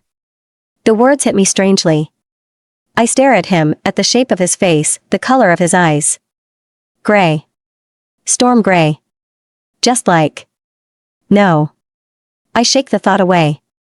She'll be back soon, one of the girls says brightly. She just went to the gas station. I nod slowly, still unsettled by the strange sense of familiarity radiating off these kids. All right. You three stay put. We'll wait until she gets back. Okay. The girl beams at me. I step back from the car, my mind racing. Who are these kids? Why do they feel so alpha? Anthony's voice cuts through my thoughts. He's south staring down the road, his body going tense. I turn. A figure is walking toward us from the direction of the gas station. A woman, moving fast, her posture rigid with tension. She's wearing a mask. My wolf surges forward, recognition slamming into me like a freight train. You. Avery. I freeze on the road, my breath catching in my throat. No. This can't be happening. Logan Walker stands beside my car, his tall frame silhouetted against the fading sunlight. Even from this distance, even after 6 years, I know him anywhere. The broad shoulders, the confident stance, the way he holds himself like he owns the world. Kelly whimpers in recognition, a sound of longing and pain all tangled together. I force myself to keep walking, my legs moving mechanically toward the car. Toward him. I can't turn back now, the kids are right there, and running would only make things worse. As I get closer, details sharpen into focus. He is still devastatingly handsome. Maybe more so now. His dark hair is slightly longer than I remember, swept back from his face in a way that emphasizes those sharp cheekbones and strong jaw. He is wearing all black, a fitted shirt and dark jeans that show off the lean muscle of his frame. 6 years have only refined him, adding a harder edge to his features, a weight to his presence that wasn't there before. He looks like an alpha in every sense of the word. My heart clenches painfully, memories flooding back before I can stop them. His hands tangled in my hair. His laugh, warm and genuine, when I say something that surprised him. The way he used to look at me like I was the only person in the world that mattered. Before he marked Vivian. Before he chose her. Before he exiled me. I shut the memories down hard, my jaw clenching beneath the mask. I want to be drawn in again. I want to let him affect me like he used to. He is married to Vivian now. They have their life, their pack, their perfect fated mate bond. And I have mine. We're strangers now. That's all we can ever be. My only goal right now is protecting my pups. Nothing else matters. I approach the car, keeping my movements calm and controlled despite the panic screaming through every nerve in my body. The mask covers most of my face, and I've learned to suppress my scent so thoroughly that even trained wolves can't detect it. He won't recognize me. He can't recognize me. Logan's storm gray eyes lock onto mine, and my breath stutters. You're the mother? His voice is deeper than I remember, rougher, and it sends an unwanted shiver down my spine. I nod once, not trusting myself to speak. His gaze sweeps over me, assessing. There's something in his expression, confusion? Recognition? I can't tell. You're a werewolf, he says. It's not a question. I don't respond. It's rare to find stray wolves in the human world, he continues, taking a step closer. Even rarer to find one raising pups here. May I ask what pack you're from? My heart pounds so hard I'm sure he can hear it. That's none of your concern. His eyes narrow slightly at my cold tone. Mommy. Lily's voice calls from inside the car. Is this the nice uncle helping us? Logan's expression softens slightly as he glances at the car, at my babies waving through the window. Something flickers across his face, something almost wistful. They're beautiful, he says quietly. The words hit me like a physical blow. They're yours, I want to scream. These are your children. Your daughter is waving at you right now, and you don't even know. But I swallow the words down and keep my face blank. Thank you, I say curtly. Logan studies me again, and I can see him trying to place me. His eyes trace the shape of my face, the curve of my shoulders, searching for something familiar beneath the mask. Have we met before? He asks suddenly. My blood runs cold. No. You seem familiar. I have one of those faces. Do you know someone named Avery Bennett? The my name coming from his lips nearly breaks me. I dig my nails into my palms to keep my hands from shaking. No, I say, my voice ice cold. I don't know anyone by that name. He watches me for a long moment, his gaze searching. I hold perfectly still, refusing to give anything away. Refusing to let him see the terror and pain warring inside me. Finally, he nods slowly, though he doesn't look convinced.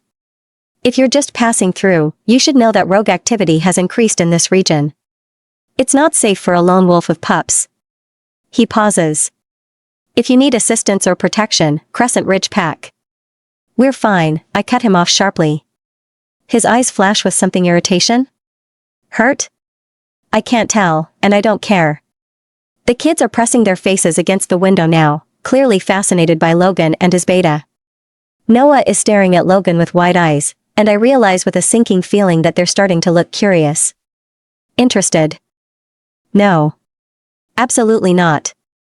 We need to go, I say abruptly, moving toward the car. Thank you for your concern. But we're leaving now. Your tire is still flat, Logan points out. Damn it. Yes, right. I glance back toward the gas station, calculating. The mechanic should be here any minute with the spare. I just need to stall until then.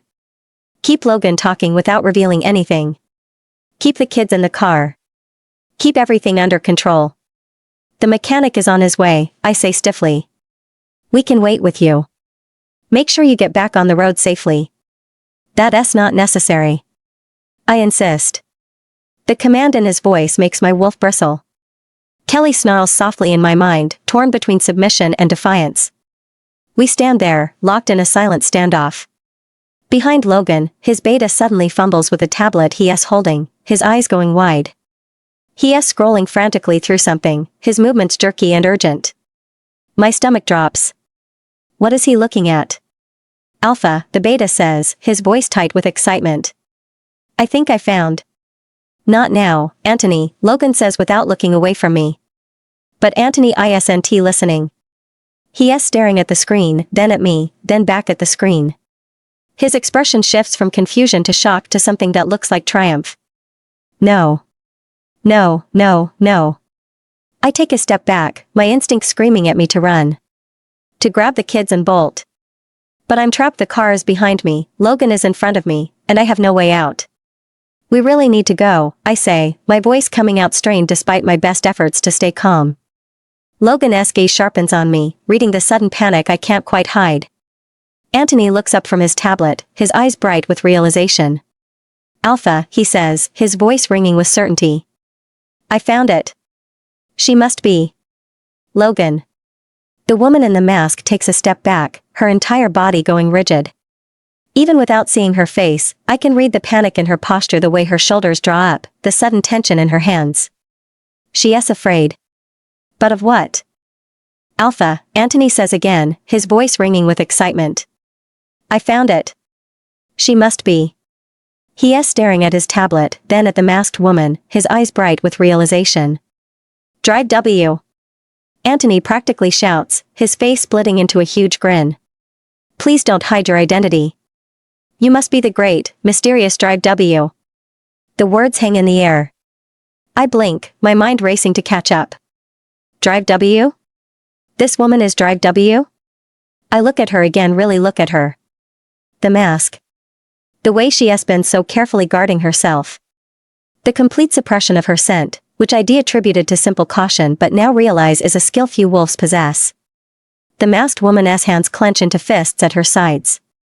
If anything, she looks even more nervous now, her breathing quick and shallow beneath the fabric covering her face. You're Drive W? I ask slowly. She doesn't answer. Doesn't he move? Behind me, my driver steps forward, his face alight with hope. This is incredible.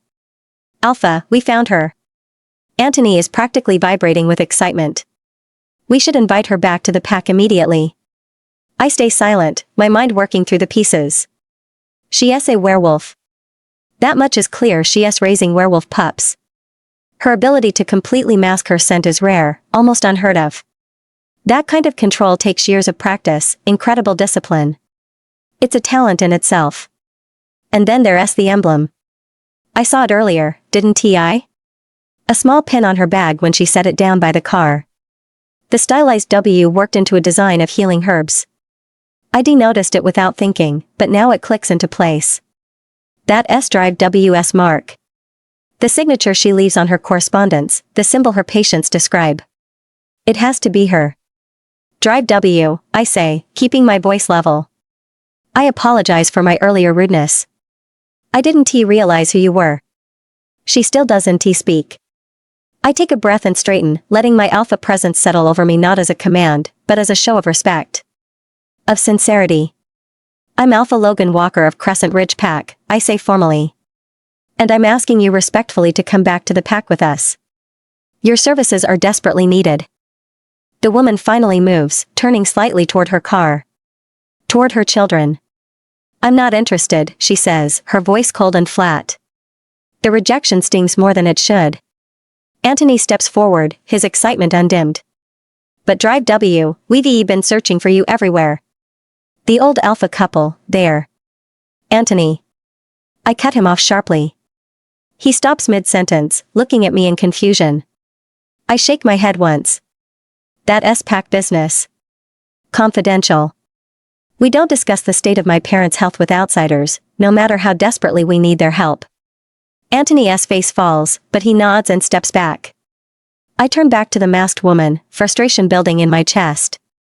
She is already moving toward the driver's side of her car, clearly preparing to leave the moment her tire is fixed. Please, I say, and the word comes out more desperate than I intended. I recalled every member of my pack to find you. Every single wolf. We've been preparing for your arrival, a grand welcome, accommodations, anything you need. She pauses, her hand on the car door. The new Gamma is in charge of the preparations, I continue, grasping for anything that might convince her. She has been working night and day to make sure everything is ready for you, even though she has been ill herself. She is eagerly awaiting your arrival. I remember something then, a detail from years ago that suddenly seems important. She is young, I add. Recently succeeded the old Gamma. A she-wolf who used to be friendly with some of the lower-ranking pack members. The masked woman goes very still. I see it, the shift in her posture. The way her shoulders drop slightly, the tension in her hands easing just a fraction. She is concerned. About the Gamma? I press the advantage, sensing her hesitation like blood in the water. We're prepared to offer you whatever you need, I say quickly. Name your price. Money is no object. And as Alpha, I can offer you something more. I can accept you and your children into my pack. You wouldn't be rogue anymore. Your pups could grow up with other werewolf children, learn with them, train with them. They'd have a real pack, a real home. The words tumble out faster now, fueled by a desperate need I don't fully understand. They'd be safe. Protected. They'd have everything they need. The woman turns slightly, looking back at me. I can't see her expression behind the mask, but something in her stance has changed. She is wavering. I can feel it. She is thinking about her children. About giving them stability, safety, a pack to belong to. The life she has been trying to build for them in the human world, always looking over her shoulder, always hiding. I can offer her freedom from that. All right, she says finally, her voice quiet. My heart leaps. I'll come to the pack. Antony lets out a whoop of excitement. My driver grins widely. Even I feel relief crash through me like a wave. We found her. We actually found her. My parents can be saved. But then the masked woman holds up a hand, and everyone goes quiet. I have 3 conditions, she says. I hold my breath, waiting. What could she possibly want? Money? Status? Protection? Whatever it is, I'll give it to her. Anything to save my parents.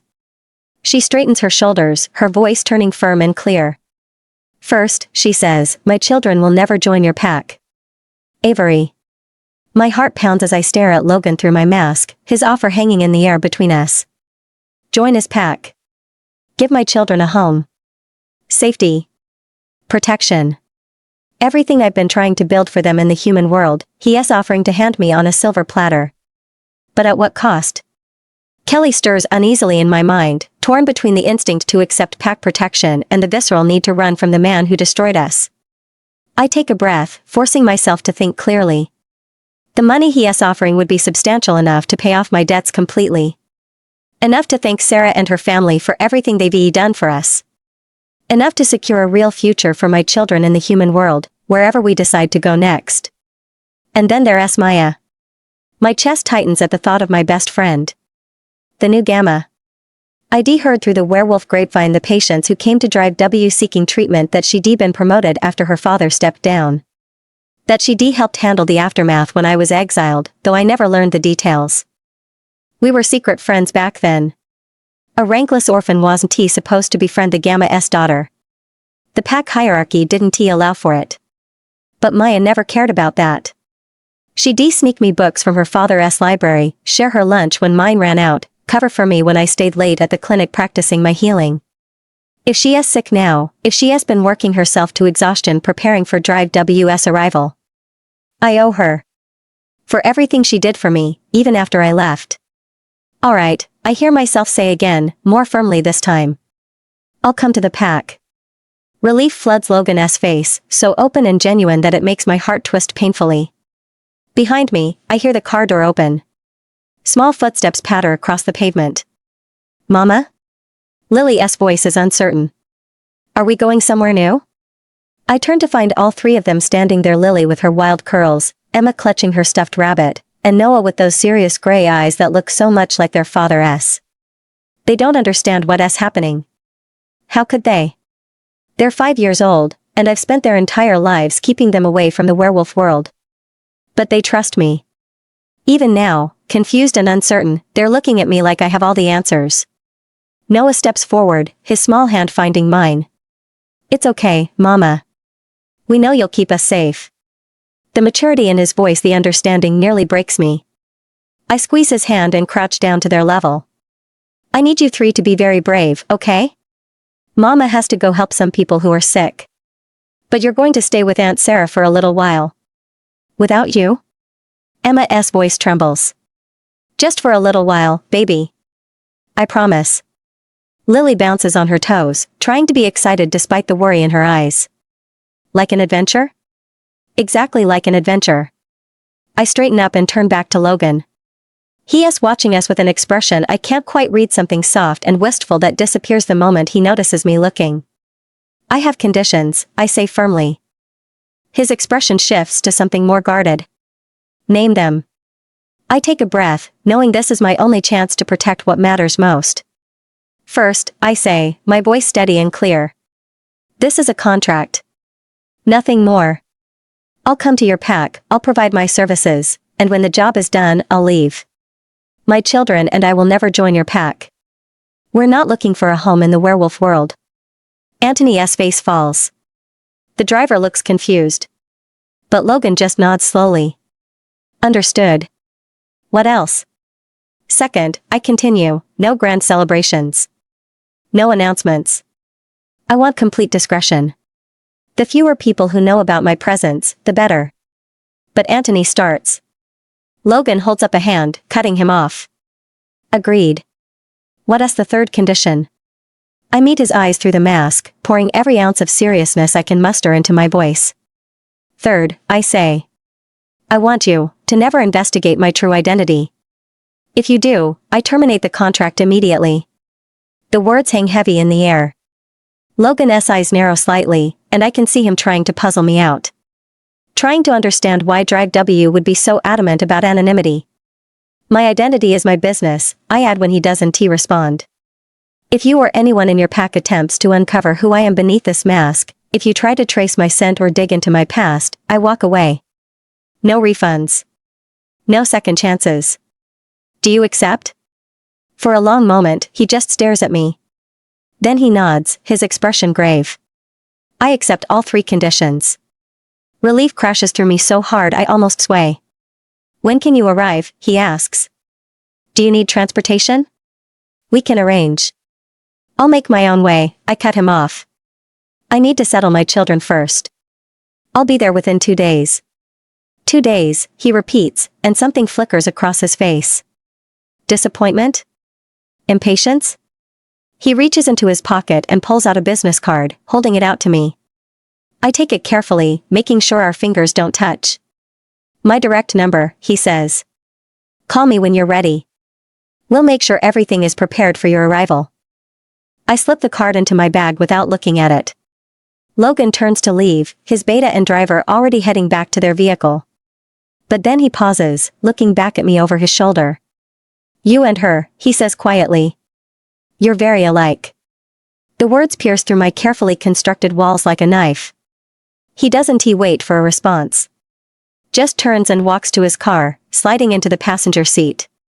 A moment later, the engine starts, and they pull away, the black sedan disappearing down the road. I stand there, frozen, his words echoing in my mind. You and her, you're very alike. Don't think about it, I tell myself fiercely. Don't let him get in your head. My phone buzzes in my pocket, startling me out of my thoughts. I pull it out and see Sarah's name on the screen.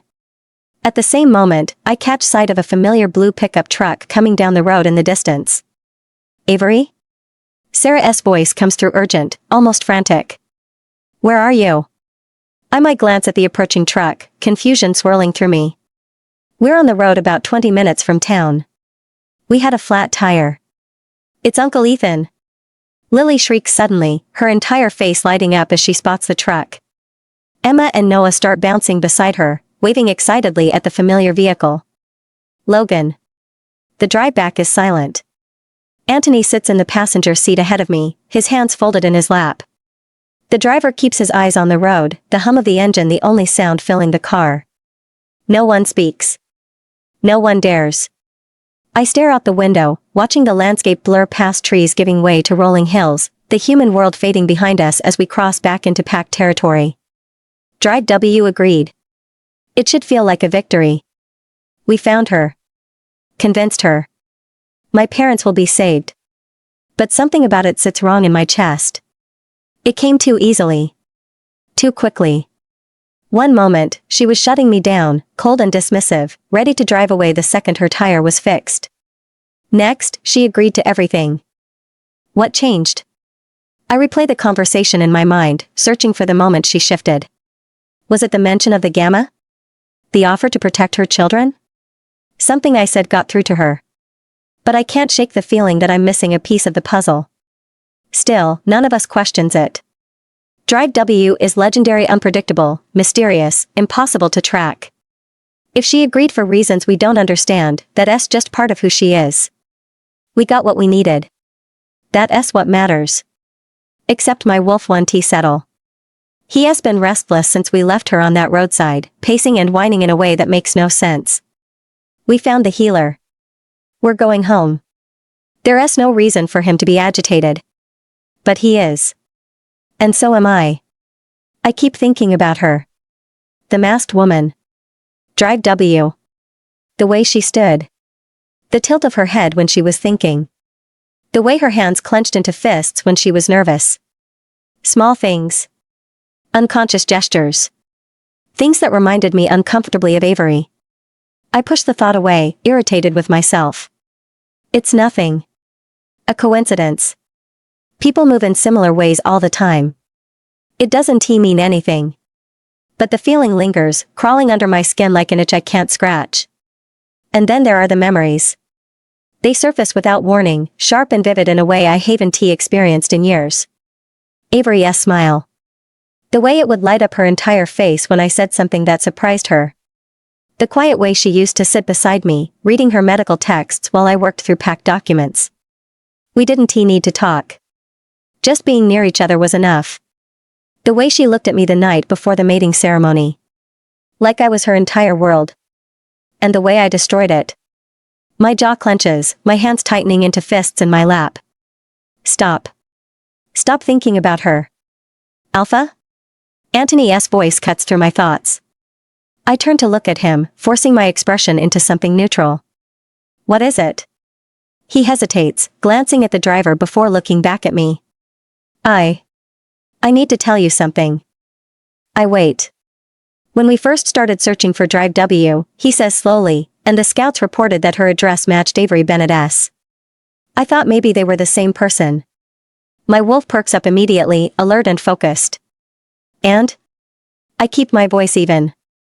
But after meeting Drive W today, Antony shakes his head. I don't believe it anymore. Something twists in my chest. Disappointment? Relief? I can't tell. Why not? I ask, the question coming out sharper than I intended. Antony shifts in his seat, clearly uncomfortable. He is treading carefully now, aware he is walking into dangerous territory. Well, he starts, choosing his words with obvious care. Avery Bennett she was quiet. Unremarkable, really. Someone who blended into the background of the pack. She never stood out. Never drew attention to herself. Each word lands like a small cut. Drive W, on the other hand, he pauses. She is completely different. Cold. Composed. Commanding. The kind of person who naturally dominates a space just by being in it. Even with a mask, even trying to hide, there is this presence about her. An authority. He glances at me, gauging my reaction. They're nothing alike, Alpha. I was wrong to even consider it. Enough. The word comes out harder than I meant it to, cutting him off mid-breath. Antony goes silent immediately, his eyes widening slightly. I turn back to the window, my jaw tight. I don't want to hear this. Don't want to hear him reduce Avery to those words. Quiet. Unremarkable. Background. She was more than that. She was. I stop the thought before it can finish. The car falls silent again, the tension thick enough to choke on. Antony doesn't speak for the rest of the drive. Neither does the driver. But the conversation sits in my chest like a stone, bitter and heavy. The memories surface without warning. Small things. Meaningless details. The way Avery used to tuck her hair behind her ear when she was concentrating. Always the left side, never the right. The sound of her laugh quiet and a little breathless, like she was surprised by her own amusement. The way she smelled. Not her wolf scent, but her. Soap and herbs and something sweet I could never quite place. I tell myself it's nothing. Just irritation. Habit. Old memories surfacing because Antony brought her up. But they won't fade. We pull up to the pack house just as the sun is setting, painting the sky in shades of orange and gold. The driver parks, and I step out of the car, stretching muscles that have been tense for hours. The front door opens before I reach it. Vivian steps out onto the porch, wearing a dress that probably cost more than most pack members make in a year. Her dark hair is swept over one shoulder, and she is smiling that perfectly practiced smile. Logan, she says warmly, moving toward me with open arms. You're back. I was so worried. The performance grates on my nerves immediately. She reaches for me, and I step to the side, moving past her toward the door. How was the trip? She asks, falling into step beside me. Did you find what you were looking for? I don't answer. Just keep walking. She follows me inside, her heels clicking against the hardwood floor. Logan, please. Talk to me. I've been waiting all day for news. I stop in the hallway and turn to face her. We found Drive W. She has agreed to come. Vivian's face lights up, genuine delight breaking through the careful mask she usually wears. You found her? That's wonderful. When will she arrive? Within 2 days. 2 days, she repeats, her smile widening. That's perfect. This is exactly what we needed. There is something in her voice of breathless excitement that makes my skin crawl. What does that have to do with you? I ask, my voice cold. She blinks, clearly taken aback by my tone. But she recovers quickly. Of course she does. She always does. She steps closer, placing a hand over her stomach. Her smile turns soft, almost demure. How could it not matter, Alpha, she says quietly. with Drive W, I can finally bear your child. Logan. I stride down the hallway, putting distance between myself and Vivian. Each step feels like shaking off something clinging and unwanted. She follows anyway. Of course she does.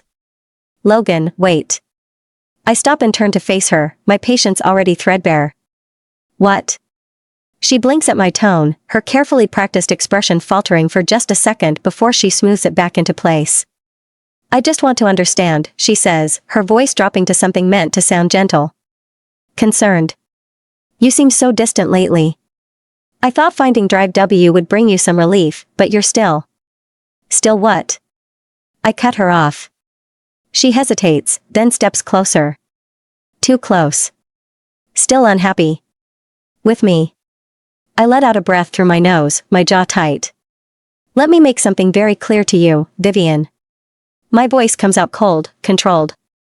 The only reason I'm maintaining this mate bond is because my parents are dying. They're too weak to handle any more shocks right now. That's it. That's the only reason. Her face goes pale. Once they recover, I continue, meeting her eyes directly, I will reject you. Without hesitation.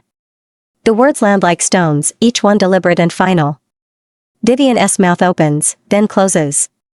For once, she seems genuinely at a loss for words. Good. I turn to leave, but her voice stops me. So you still have Avery on your mind, don't you? The question comes out sharp. Sneering. Like she's trying to wound me with it. I turn back, irritation flashing through me hot and immediate. What does that have to do with you? She flinches. I stare at her for another moment, then shake my head. She's being unreasonable. Delusional, even. I'm done with this conversation. I turn and walk away. Anthony falls into step beside me without a word, his expression carefully neutral. Smart. He knows better than to comment right now. Behind me, I hear Vivian's voice, soft and murmuring. I slow just slightly, my wolf's ears picking up the words even though I wish they wouldn't. You'll come back to me. Her tone is tender, almost crooning. Like she's talking to a child. Your wolf will grow fond of me too. The goddess made us fated mates, you'll forget her. You'll be with me. I pause. Just for a moment. My jaw clenches, my hands curling into fists at my sides. I say nothing. Then I walk away without looking back. Avery. Avery. I barely have time to turn before Sarah Cole is pulling me into a tight hug, her arms wrapped around me like she's trying to keep me from disappearing. Mr. Cole stands a few feet away, his face drawn with worry. Ethan is beside him, his expression carefully blank, but I can see the tension in his shoulders. We were so worried, Sarah says, pulling back to look at me.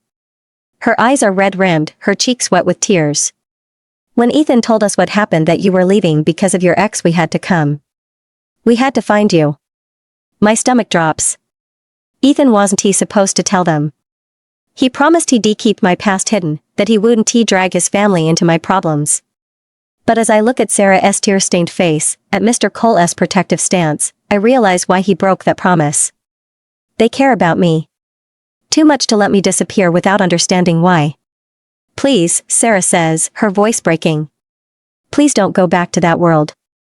Don't go back to him. Sarah. I found you 6 years ago, she continues, the words tumbling out fast and desperate. You were bleeding. Terrified. You could barely stand. I watched you build a life here, watched you become strong and independent.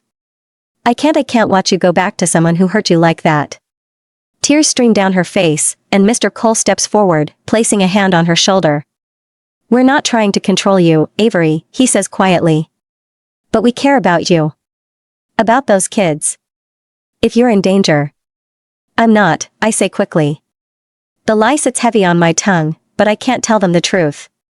Can't explain that I'm going back to the pack that exiled me, to the man who destroyed me, all while pretending to be someone else. They wouldn't understand. And even if they did, they'd try to stop me. I'm not in danger, I repeat, meeting Sarah's eyes. I promise. She searches my face, clearly unconvinced. Then why are you leaving, she asks. Why now? I take a breath, choosing my words carefully. It's work. Just work. I have a contract, a medical case that needs my expertise. It's temporary. A few weeks at most. Then I'll be back, and we'll leave. Travel, like I've always planned. Sarah's expression wavers between relief and lingering worry. Mr. Cole steps closer, his voice gentle. And you're sure you'll be safe? I'm sure. It's not entirely a lie. Logan 1T hurt me, not physically, at least. Not as long as I'm Drive W. And as long as he doesn't discover my identity, I can keep myself and the children safe. Sarah lets out a shaky breath, her shoulders sagging with relief. Okay. Okay, if you're sure. We'll watch the children, Mr. Cole says firmly. For as long as you need. You focus on your work, and don't worry about them. They'll be safe with us. We'll spoil them rotten, Sarah adds, her smile wobbly but genuine. They won't even miss you. The words hit me harder than they should, gratitude swelling in my chest. They're offering without me even having to ask. Opening their home, their hearts, without hesitation. I blink back tears, my throat tight. Thank you. I don't know how to. You don't have to thank us, Sarah says, pulling me into another hug. Your family, Avery. That's what family does. I hold on to her, letting the warmth of her words sink in.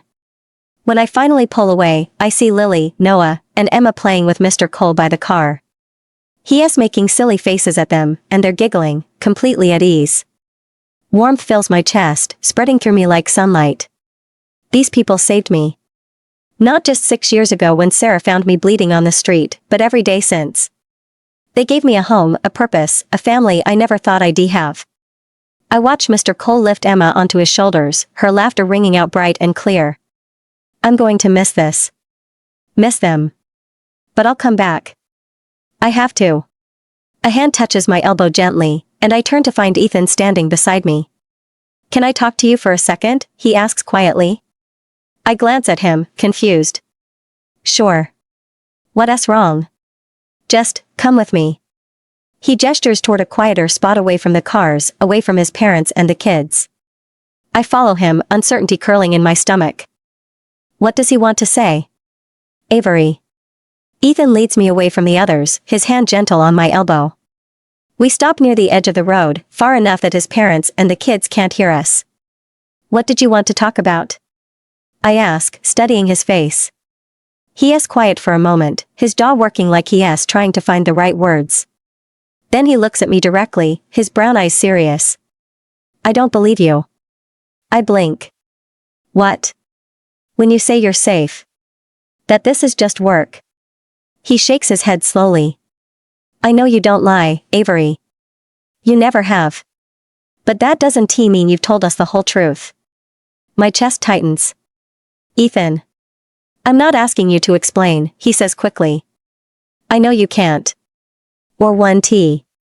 But I need you to know that I see it. I see that you're scared, and I see that you're going back to someone who hurt you. The words hit too close to home, and I have to look away. We stand there in silence for a moment, the distant sound of the kids' laughter drifting over to us. Avery.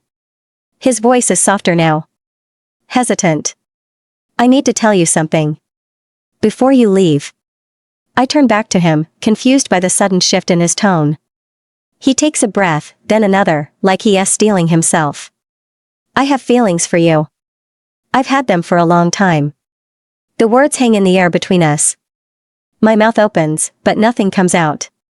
He finally said it. After all this time of silent support, of lingering looks I pretended not to notice, of gestures that spoke louder than words, he finally put it into words. I know the timing is terrible, he continues, the words coming faster now. And I know this is probably the worst possible moment to say this. But I can't let you leave without telling you. I care about you, Avery. More than just as a friend. He stops, running a hand through his hair. I think I'm in love with you. Shock crashes through me, stealing my breath. Ethan, my voice cracks. I don't know what to say. You don't have to say anything, he says quickly. I just needed you to know. But I do have to say something. Because leaving him with false hope would be cruel. I take a breath, choosing my words carefully. You're an amazing person, I start. You're kind and patient and everything anyone could want. But I can't. A relationship between a werewolf and a human, it's impossible. Even with how kind you've been to me, it just wouldn't work. The words feel hollow even as I say them, an excuse I'm grasping at because the real reasons are too complicated to voice. And you're so outstanding, I continue. So many human women admire you. You could have anyone. There's an age gap too, I'm so much older than you. Why would someone like you want someone like me? He steps closer, his expression earnest. Because you're you.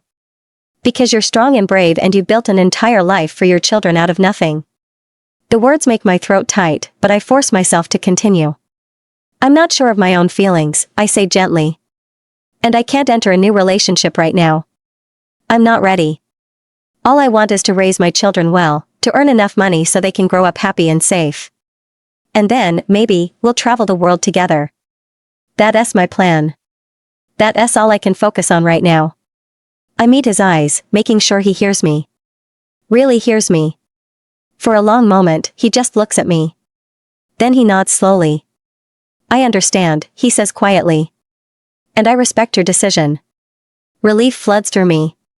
But I'm not giving up, he adds, and there's a quiet determination in his voice now. I think you haven't let go of your ex. I think he still has a hold on your heart, whether you want to admit it or not. The words hit like a slap, but I can't deny them. I'm going to work hard to win your heart, Ethan continues. I'll wait. However long it takes. I don't know what to say to that. Don't know how to tell him that waiting might be pointless, that my heart is too broken to piece back together. So I just stand there, feeling helpless, as he gives me a small, sad smile. Come on, he says. Let us get back before my mom thinks we ran off together. The next few days pass in a blur. I spend every moment I can with the kids, memorizing their faces, their laughs, the way they fit against me when I hug them. I pack their favorite toys, make sure they have enough clothes, go over their routines with Sarah 3 times even though she already knows them by heart. On the last morning, I sit them down and explain as best I can that Mama has to go help some sick people for a little while. But you'll come back, right? Emma asks, her amber eyes wide and worried. Of course I will, baby, I say, pulling her onto my lap. I promise. Just a few weeks, and then we'll be together again. Noah crosses his arms, his little face serious. And then we'll go on our adventure? Like you said? Exactly like I said. Lily bounces on her toes. Can we go to the beach? I want to see the ocean. I smile despite the ache in my chest. We'll go wherever you want. Before I leave, I pull out an envelope with all the money I have left, everything I've saved from my Drive W cases, everything I've scraped together over the past 6 years. I hand it to Sarah. She stares at the envelope, then at me. Avery, no. We can't accept this. Please, I say quietly. It's for the kids. For groceries, clothes, anything they need. I can't leave them here without making sure they're taken care of. We're not watching them for money, Mr. Cole says, stepping forward. We love them. We love you. This isn't about payment. I know, I say, my throat tight. But I need to know they're provided for. Please. It would make me feel better. Sarah's eyes fill with tears. She looks at her husband, who nods slowly. All right, she says finally, taking the envelope. But only because it clearly means a lot to you. Thank you, I whisper, my voice breaking. Thank you so much. They both pull me into a hug, and for a moment I let myself be held, let myself feel safe one more time. When I finally pull away, I see a sleek black car pulling up to the curb. My heart drops. It's time. I crouch down and hug each of my children in turn. Lily throws her arms around my neck and squeezes tight. Noah presses his face into my shoulder.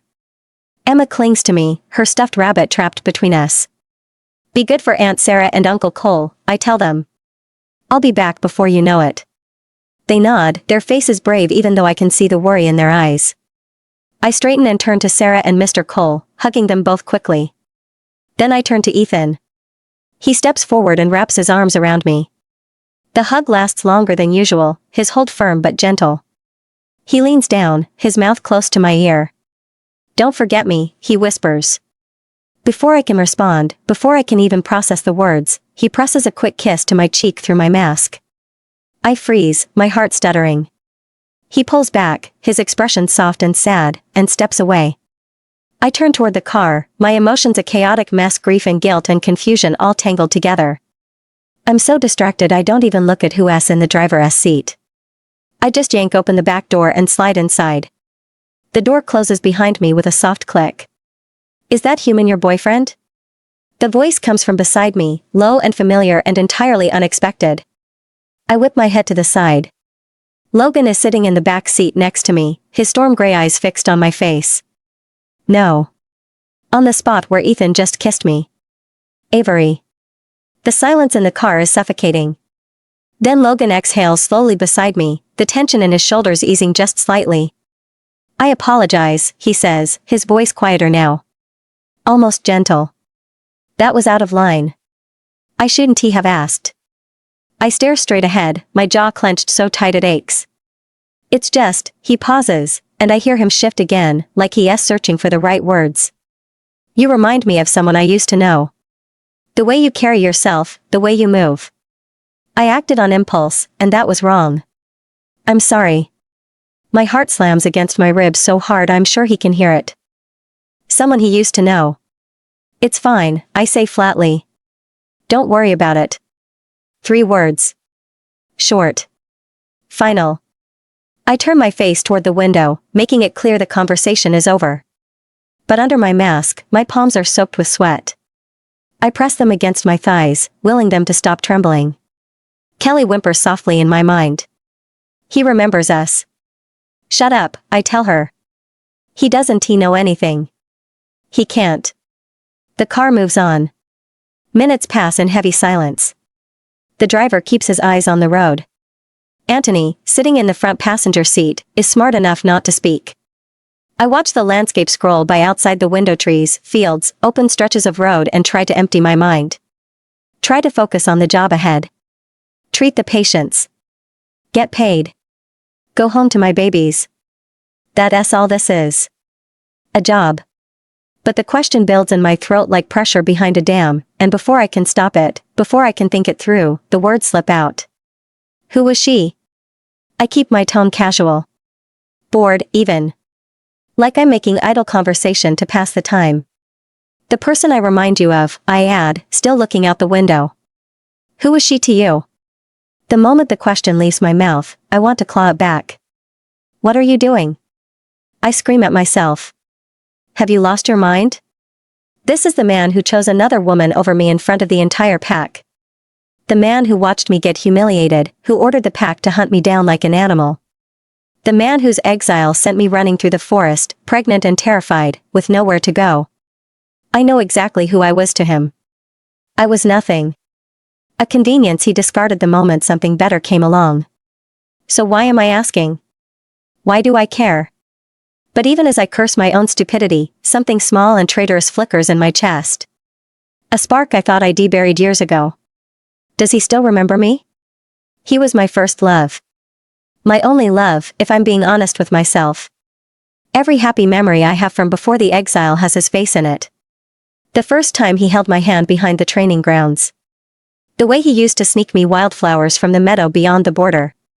The night he told me he didn't need a fated mate because he'd already chosen me. The sweetest words I've ever heard came from his mouth. So did the cruelest. The silence stretches on. Long enough that I think he's not going to answer. Then, quietly, just an irrelevant ex. The words land like a blade between my ribs. Irrelevant. Something inside me goes cold. Not the sharp, sudden cold of surprise, but something deeper. Heavier. The slow freeze of a lake icing over in winter, sealing everything underneath where it can't be reached. Kelly howls a sound of pure anguish that reverberates through my entire body. I clamp down on it, shoving her into the back of my mind.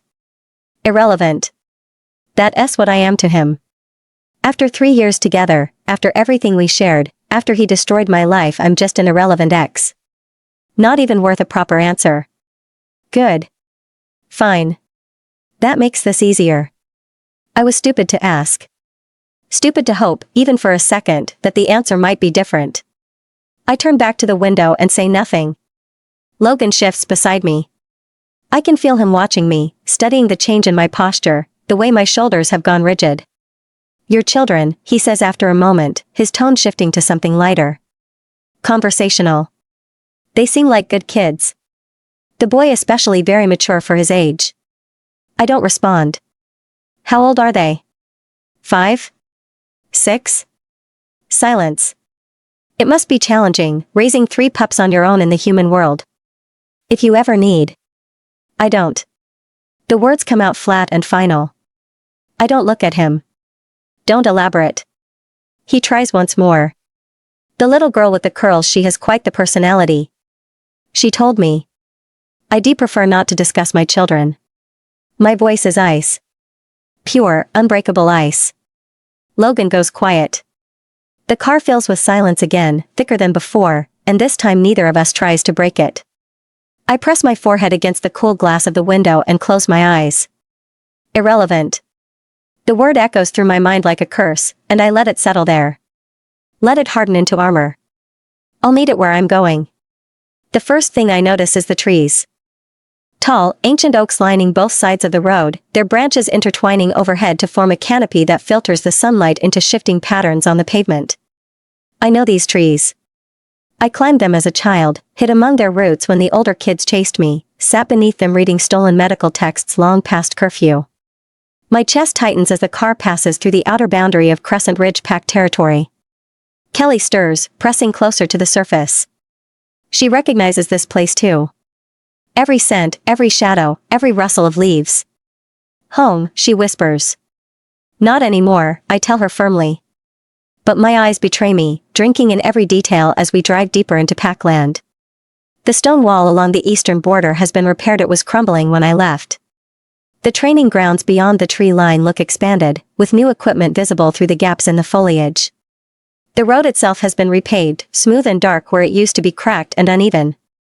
Everything looks the same. And nothing does. 6 years.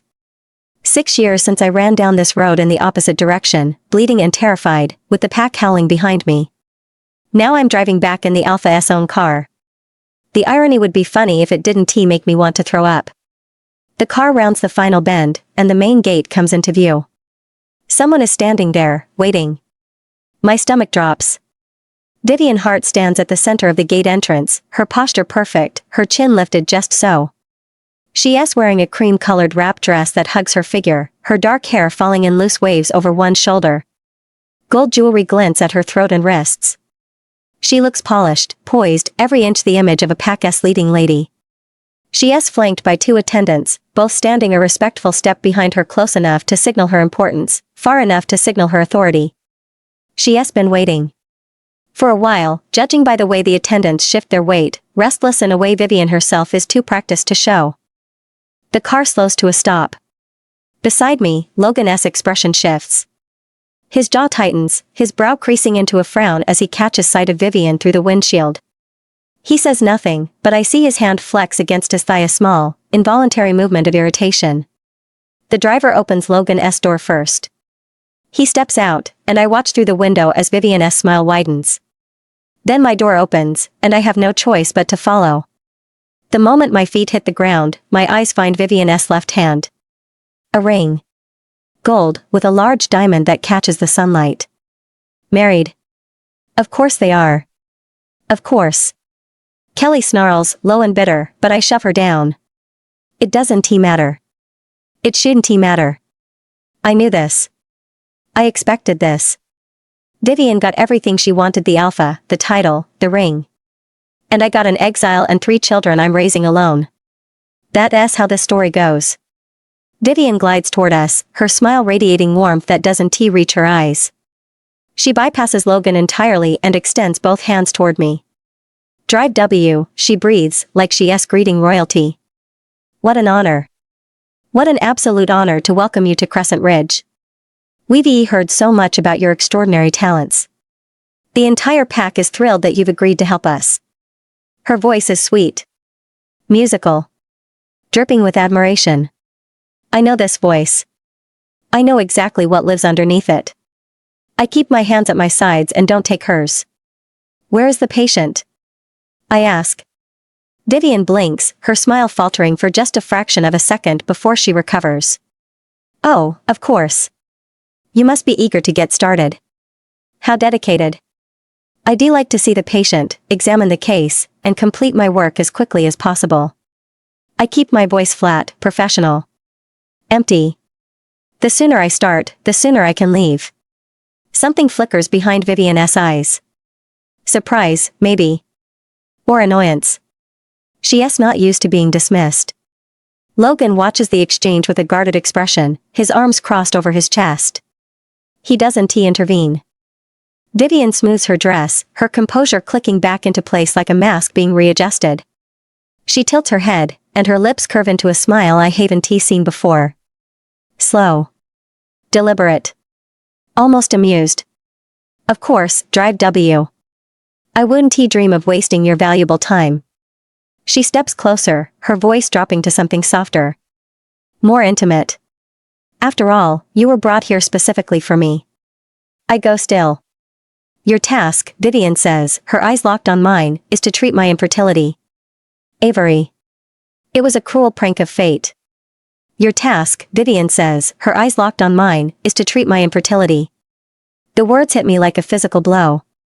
I stand perfectly still, my mask hiding everything, the shock, the way my stomach drops, the bitter laugh climbing up my throat that I refuse to let out. Of all the things I imagined when Logan's letter arrived, of all the scenarios I ran through while burning envelope after envelope, this never crossed my mind. He brought me here to help her have his child. Logan's brow creases slightly at Vivian's announcement, a flicker of irritation passing across his face. But before he can speak, Vivian turns and steps into him, her hand pressing flat against his chest as she tilts her face up toward his ear. Whatever she whispers is too low for even my enhanced hearing to catch. Logan's jaw tightens. Then it releases. He says nothing. The silence is its own answer. I watch the small, practiced intimacy of it, the way she fits against his side like she has done it 1,000 times, the way he doesn't pull away and something inside me clicks into place. Final. Locked. They're bonded. Completely. Whatever I thought I felt in that car, whatever stupid flicker of warmth I almost let myself feel when he looked at me, it was nothing. An illusion, like Ethan said. Let go, Ethan's voice echoes in my mind. You haven't let go of your ex. He still has a hold on your heart. Maybe he was right. Maybe it's time I proved him wrong. I pull my shoulders back and say, understood. My voice comes out flat. Professional. Exactly as it should. Vivian's smile widens, pleased with my compliance. Logan looks at me, something shifting in his expression. Surprise, maybe, at the drop in temperature. His eyes search my face, but there's nothing to find, just the mask and the blank, polished composure of a doctor who has heard difficult news before and filed it away without flinching. Where will I be staying? I ask, looking past both of them toward Anthony. I'd like to get settled. Anthony opens his mouth, but Logan answers first. I'll show you, he says. Follow me. The house is small and tucked between two larger ones along the Pack's residential stretch, a quiet corner of territory where the trees press close, and the air carries pine and wild herbs. The kind of place that doesn't draw attention. I appreciate that, at least. Logan moves through the rooms without ceremony, pointing out the kitchen, the bathroom, and the small study at the back. The furniture is simple. Clean. The windows look out onto a strip of dense tree line. The guest room is fully stocked, he says, pausing in the hallway. If there's anything you need that isn't here, let Anthony know, and he'll have it arranged. Fine. He glances at me with that same look like he's trying to read something I'm not offering. There's a welcome dinner tonight, he says. Some of the senior pack members are eager to meet you. I'd like you to attend. I'll pass, I say, turning toward my bag. A beat of silence. Of course, he says, his voice carefully neutral. Then I'll leave you to it. He doesn't leave. I pull my bag onto the bed and start unpacking. My medical kit goes on the dresser first, then my reference text stacked beside it, 3 books with cracked spines I've carried everywhere. I set up the small humidifier on the windowsill and tuck the jar of lavender tea next to it. The last thing I take out is a framed drawing Lily made 5 wobbly crayon figures she de-labeled in her careful, uneven handwriting, and I set it on the nightstand. You travel with a lot of human products. Logan's voice comes from behind me, quiet and thoughtful. I find them practical, I say, not looking up. Most wolves don't bother. A pause. I knew someone once who felt the same way. Fascinated by human culture. She decollect things whenever she could, books, teas, little illustrations. Small things. He stops himself. I keep unpacking, saying nothing. Sorry, he says. Beside the point. I zip the empty bag shut and turn to face him. I think I have everything I need. Thank you. It's a dismissal, and he knows it. He straightens, gives a short nod, and turns toward the door. I reach down to drag my larger suitcase toward the closet, but it's wedged against a second bag and the wheel catches on the strap. I pull harder. My foot hooks the edge, and I pitch forward. There's no time to catch myself. But hands catch me instead. Logan moves fast, one arm around my waist and one hand bracing my shoulder, pulling me back before I hit the floor. The momentum brings us too close, my back against his chest, his arm still wrapped around me, his breath warm near my temple. For 1 second, I don't move. I know this. I know the solid weight of him, the warmth that radiates through his shirt, the way his arm feels like it was built to hold me exactly here. 6 years of forgetting, and my body remembers all of it in an instant. Then the image flashes through my mind. Vivian pressing herself against him. His jaw releasing. The quiet, settled intimacy of 2 people who have shared a life. My pride refuses to let me become someone else's mistress. I pull away sharply, twisting to get my feet under me. I'm fine, I say, the words coming out clipped and hard. Let go. But his hand is still around my wrist. I turn to look at him, ready to repeat myself and stop. Logan isn't looking at my face. His head is tilted down slightly, his expression unreadable but completely still, like something has short-circuited behind his eyes. He is barely breathing. He draws closer just an inch, just enough, and I realize what he is doing. He is sniffing. Not deliberately. Not like a wolf tracking prey. Like something pulled him forward without permission, instinct overriding thought, and now he is frozen in the middle of it with no explanation ready. His brow furrows. The scent? Logan. Her scent. It lasts only a fraction of a second there and gone so fast I almost convince myself I imagined it. But my wolf doesn't imagine things. He doesn't make mistakes about something like this. Avery. The name hits me like a current running through my chest, and for one suspended moment, my mind goes completely blank. How? How could she? My arms are still around her, and my body doesn't wait for my mind to catch up. I pull her closer instinctively. Then she shoves me hard. My back hits the door, the wood rattling in its frame. A beat of silence. She is standing a few feet away, breathing faster than she should be. I'd prefer we keep this professional, she says. Her voice comes out steadier than she feels, I think. I stare at her. I breathe in. Whatever drifted off her in that one unguarded second is completely gone, replaced by the same neutral nothingness she has carried since I first found her on the road. The certainty starts to crack. Was it real? Or did I just? Is there something else you need? She asks. The question pulls me back.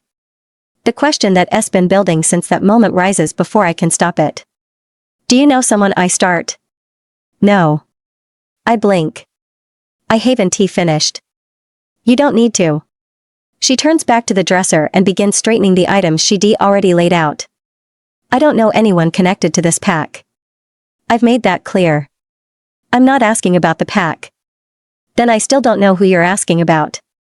She keeps her back to me, not turning around. I stand there for another moment, jaw tight, my wolf still restless and searching.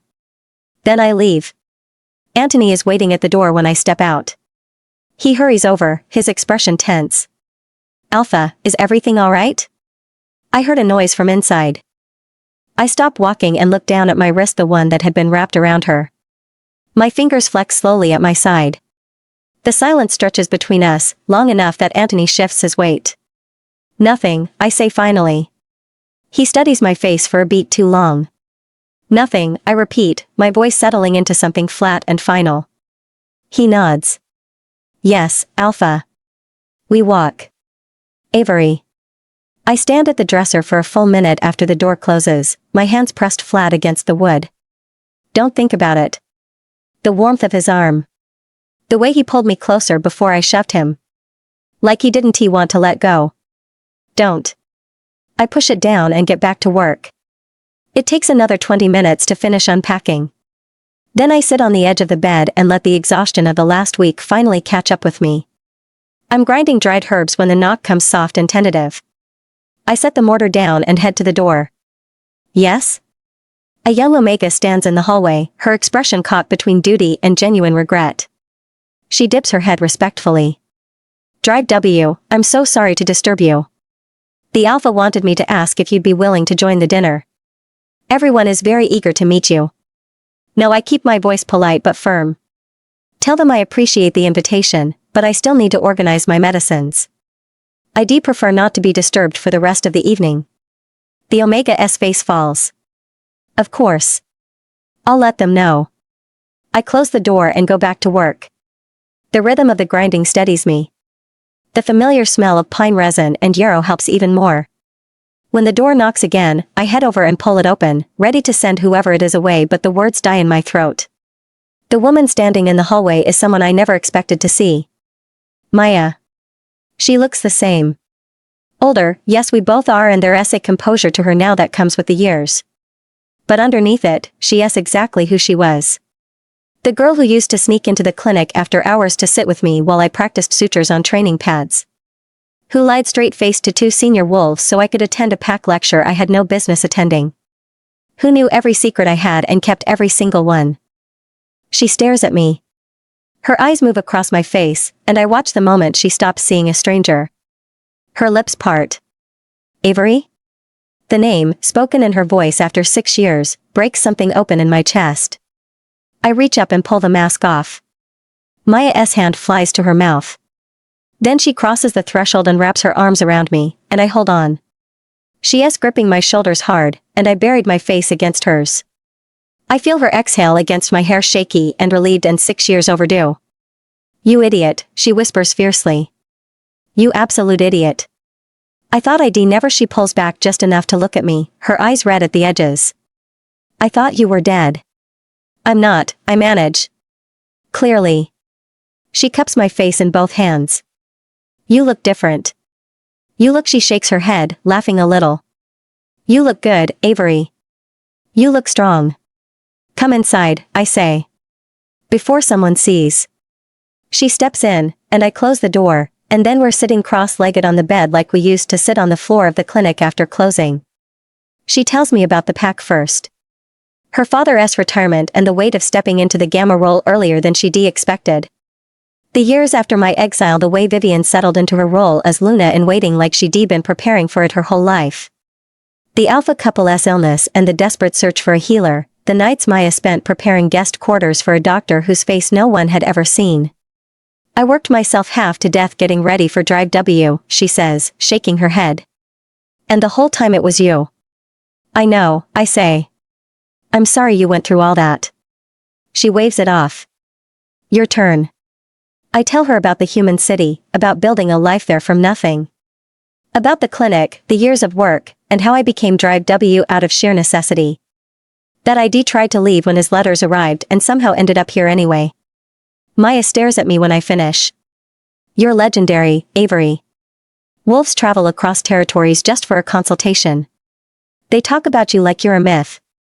That was the point, I say. She shakes her head, half laughing. Then something shifts in her expression. So why are you really here? She asks carefully. What's the case? Vivian, I say. He wants me to treat her infertility. Maya stands up from the bed slowly, her expression darkening.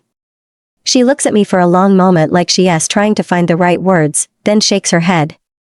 I can't believe him, she says, her voice low and tight. He really does love that woman, doesn't he? Avery. Maya's hands clench into fists at her sides, her expression shifting from disbelief to something darker. Harder. There is something you need to know, she says. About Logan and Vivian. I sit on the edge of the bed, waiting. After you left after the exile, Vivian started spreading stories. Love stories. Maya's voice drips with disgust. She rewrote everything. Suddenly, you weren't Logan's girlfriend of 3 years. You were just some girl who had a crush on him. Someone who misunderstood his kindness for something more. My jaw tightens. She told everyone that she and Logan had this instant, powerful connection the moment the fated bond appeared. Maya continues, her hands clenching tighter. That it was so overwhelming, so undeniable, that they couldn't fight it even though they felt bad about hurting you. She made it sound like what you and Logan had was never real. Like it was one-sided. Like you imagined the whole relationship. Of course she did, I mutter. And the pack believed her, Maya says bitterly. They wanted to believe her. It was easier than admitting their alpha chose his fated mate over someone he actually loved for 3 years. I tried to defend you, told them I knew you and Logan were together, that it was real. But no one wanted to hear it. They'd rather accept Vivian's version where you were just a delusional girl and the fated bond was destiny finally setting things right. I stare at the wall, processing this. 6 years of my name being used to prop up Vivian's image. 6 years of the pack believing I was just some pathetic orphan who misread basic kindness as love. But that's not the worst part, Maya says, her voice dropping lower. I look at her. She has eliminated every rival who has come near Logan. Every single one. Maya's eyes flash with anger. There was a she-wolf from a visiting pack 3 years ago, beautiful, strong, from good bloodlines. She and Logan talked for maybe 10 minutes at a diplomatic meeting. Nothing inappropriate.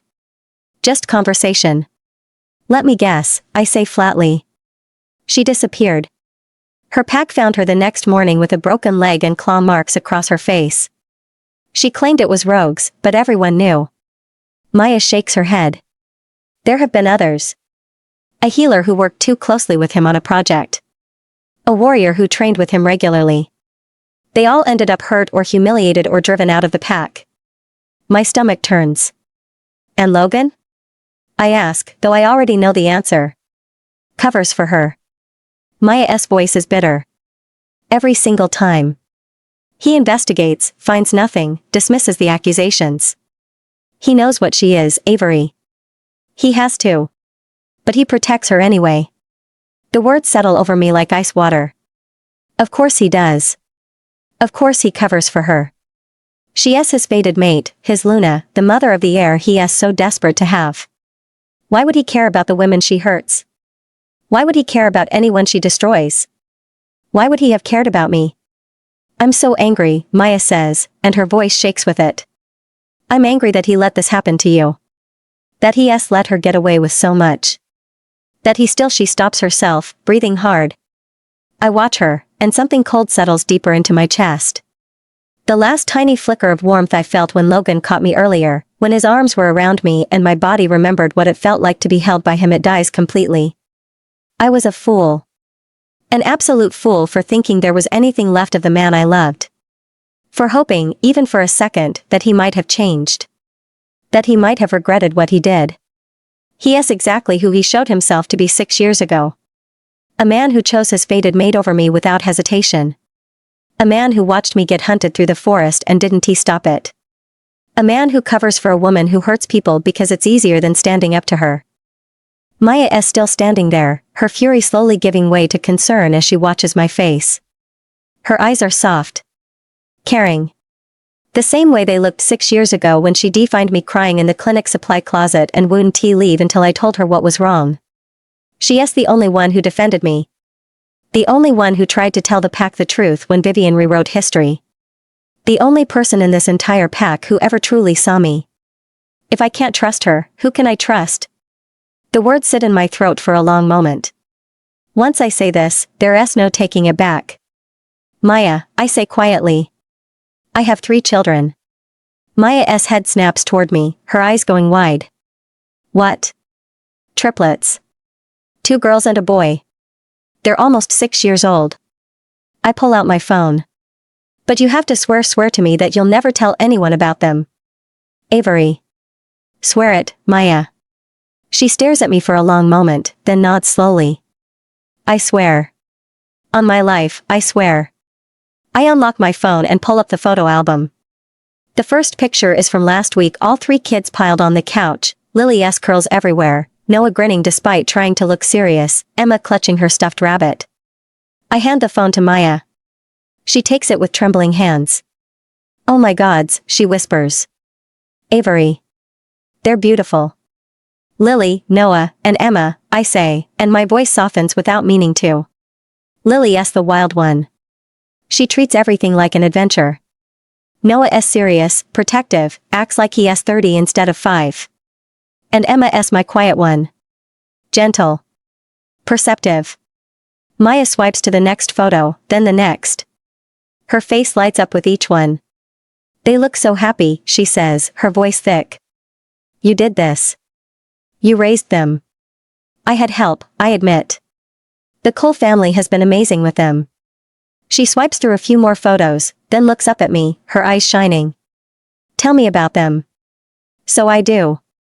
I tell her about their personalities, their quirks, the way they make me laugh even when I'm exhausted. My voice softens as I talk about them. I can't help it. They're everything to me. Maya listens to every word, asking questions, smiling at the stories, wiping her eyes when I describe the hard early days. When I finish, she is still holding my phone, staring at a picture of all three kids grinning at the camera. Then her expression changes. The warmth drains from her face, replaced by something serious. Heavy. She looks up at me. "Avery. The boy. Noah. What about him? His eyes." She swipes back to a closer photo of Noah's face. "They're gray. Storm gray." I don't answer. Maya's face goes pale. "Avery. Are they?" "Yes," I say quietly. "Logan's children." She stares at me for a long moment. Then she sets the phone down carefully and takes both of my hands in hers. "This is going to sound selfish," she says, her voice low and urgent. "But you can never tell anyone about them. Never. Do you understand?" I know. No. I don't think you do. Her grip tightens. If Vivian finds out Logan has 3 illegitimate children, she will see them as threats. Rivals to any child she might have. She will hurt them, Avery. She will destroy them without hesitation. The words hit me like a physical blow even though I already know them to be true. "You have to keep them hidden," Maya continues, her voice growing more agitated. "You have to protect them. No matter what happens, no matter what Logan says or does, you can't let him find out. You can't." She breaks off suddenly, her face twisting. Then she doubles over, coughing. Not the polite, controlled cough of someone trying to clear their throat. A violent, racking cough that shakes her entire body. I move immediately, my hands on her shoulders. "Maya." She waves me off, still coughing, her hand pressed to her chest. "I'm fine," she gasps between coughs. You're not fine." I try to steady her, my medical instincts kicking in. "Let me examine you." Now she straightens up, breathing hard, her face flushed. "I'm fine. It's nothing." "Maya." I said I'm fine. Her voice comes out sharper than she probably intended. She closes her eyes, takes a breath, then opens them again. "Just give me a second. I know this look. I know exactly what she is doing. She is the new Gamma. Young, untested, still proving herself to a pack that questions whether she is ready to fill her father's role. Showing weakness, showing illness would give her enemies ammunition. So she hides it. Pretends she is fine. Pushes through. I want to argue. Want to force her to let me help. But I know Maya. Pushing her now will only make her dig in harder. "Okay," I say quietly. She nods, relief flickering across her face. She steadies herself and gives me a small smile. "I'll come by tomorrow. We'll talk more." "I do like that." She heads for the door, pausing with her hand on the handle. "And Avery? Be careful. Vivian is dangerous. Don't underestimate her." I want tea. She leaves, closing the door softly behind her. I stand there for a moment, processing everything. Vivian's manipulations. Logan's complicity. Maya's warning. The children's safety. It all swirls together in my mind, heavy and overwhelming. Then my phone buzzes in my pocket. I pull it out and see a FaceTime request from Sarah's number. My heart lifts immediately. I accept the call, and suddenly 3 beautiful faces fill the screen. Mama! Lily shrieks, bouncing so much the camera shakes. Hi, babies, I say, and I can't keep the warmth out of my voice. I missed you. We miss you too. Emma says, her face pressed close to the screen.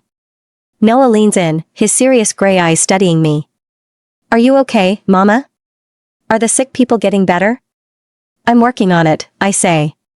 But I'm safe. I promise. We're being so good for Aunt Sarah, Lily announces proudly. We helped make cookies today. And we did all our chores, Emma adds. I'm so proud of you, I say, my chest aching with how much I miss them. They chatter over each other, telling me about their day, the park, the cookies, the movie they watched. I listen to every word, soaking in their voices, their smiles, their warmth. This is what matters. Not Logan, not Vivian, not the pack's politics or power games. My children. Keeping them safe. Protecting them from a world that would hurt them if it knew they existed. I will do whatever it takes. Mama, Mama. Lily interrupts my thoughts, practically vibrating with excitement. We have a big surprise for you. A surprise? I smile despite myself. What kind of surprise? We can't tell you yet, Noah says, but his eyes are bright with barely contained excitement. You have to guess. Emma giggles. I have no idea, I say. Give me a hint? They all shake their heads, grinning. Please? I beg, playing along. Just one tiny hint? They look at each other, some silent communication passing between them. Then they all nod at the same time. Okay, Mama, Lily says, her voice turning serious in that dramatic way only she can manage. We'll tell you. All 3 of them lean close to the camera, their faces filling the screen. Then they say it together, their voices bright and excited. Mommy, we found Daddy. Avery. My heart stops. Mommy, we found Daddy. The words echo in my ears, and for one horrible second, I can't breathe. My mind races through 1,000 terrible scenarios. Someone from the pack found them, Logan discovered them, Vivian sent someone to hurt them. Tell me what happened, I say, keeping my voice calm even though panic is clawing up my throat. What do you mean you found Daddy? All 3 of them bounce excitedly, and Lily holds something up to the camera. A large brown teddy bear. Worn and soft-looking, with button eyes and a red bow tie. This is Daddy. Emma announces proudly. Daddy bear. Noah adds, grinning wider than I've seen in weeks. I stare at the screen, my panic slowly dissolving into confusion. A stuffed bear? Uncle Ethan got him for us at the store, Lily explains, squeezing the bear so hard its head nearly pops off. And we decided he's our daddy because we love him so much. The relief hits me so hard I almost laugh. Almost. He's the best daddy ever, Emma says seriously, kissing the bear's fuzzy head. He doesn't talk much, but that's okay, Noah adds. We talk enough for both of us. I press my hand over my mouth, emotions tangling in my chest, relief, love, and something that aches terribly because my babies are so desperate for a father that they've claimed a stuffed animal as theirs. The camera shifts suddenly, and Ethan's face fills the screen. He's wearing the most exaggerated expression of despair I've ever seen, his hand pressed dramatically over his heart. Do you see what's happened, Avery? He sighs heavily. Ever since Daddy Bear arrived, I've completely fallen out of favor. They used to like me. They used to think I was fun. Behind him, I hear Lily giggle. I could be your daddy too. Ethan announces to the kids, turning slightly so they're visible at the edge of the frame. All 3 of them burst into laughter. That's impossible. Noah says, shaking his head. Uncle Ethan is just uncle, not daddy. Uncle is uncle, Emma agrees, nodding seriously. Ethan clutches his chest and staggers backward like he has been shot. You ungrateful little things. After everything I've done for you. Their laughter fills the screen, bright and carefree, and despite everything, despite the weight of where I am and what I'm doing, I find myself smiling. Alright, you 3, Sarah's voice calls from off screen. It's getting late. Time for bed. A chorus of groans rises up. Can we talk to Mama a little longer? Lily pleads. You've been talking to Mama for 20 minutes, Sarah says, appearing behind them with a patient smile. She'll still be there tomorrow. Come on now. More groans, but they obey. Each one leans close to the camera to blow me a kiss, their faces squished together in the frame. Love you, Mama. Love you too, babies. So much. Sarah hurts them toward the door, Daddy Bear clutched in Noah's arms, and then it's just Ethan and me on the screen. After his confession earlier, I feel slightly awkward, unsure how to navigate this new dynamic between us. I open my mouth to say anything, but Ethan speaks at the same time. How are? I wanted to. We both stop. Both pause. You first, we say in unison. The coincidence makes us freeze for a second before soft laughter breaks through. The tension eases slightly, warmth creeping into the space between us even though something unspoken still lingers beneath it. Ethan's smile fades into something gentler. How are you settling in? Is everything okay there? I hesitate. There is so much I could tell him about Vivian, about Logan, about the suffocating weight of being back in this place. But I don't. I can't drag him deeper into this world than he already is. It's fine, I say. The accommodations are comfortable. Everyone's been professional. His eyes narrow slightly, reading between the lines. Avery. Really, I insist. It's just work. That's all. Just work, he repeats, but his expression says he doesn't believe me. His jaw tightens, and I watch frustration flash across his face. I don't like this. I don't like you being there. Ethan. But I want to push, he says quickly. He runs a hand through his hair. Don't worry about the kids, okay? I'll take care of them. Mom and Dad will take care of them. You can come back anytime you want. You don't have to stay there. You don't have to concern yourself with that world at all. The words settle over me like a blanket, warm and safe and everything I wish I could accept. I'll wait for you, Ethan says quietly, his voice dropping to something sincere and unguarded. As long as it takes. My throat tightens. Ethan. I mean it. I don't know what to say. Don't know how to explain that waiting for me might be pointless, that I don't know if I'll ever be ready for what he's offering. So I just nod. Thank you. For everything. He smiles small and sad and hopeful all at once. Anytime. The call ends a few minutes later, and I set my phone down on the nightstand. Warmth lingers in my chest, soft and bittersweet. My gaze drifts across the room and lands on the basket of daily necessities sitting on the dresser.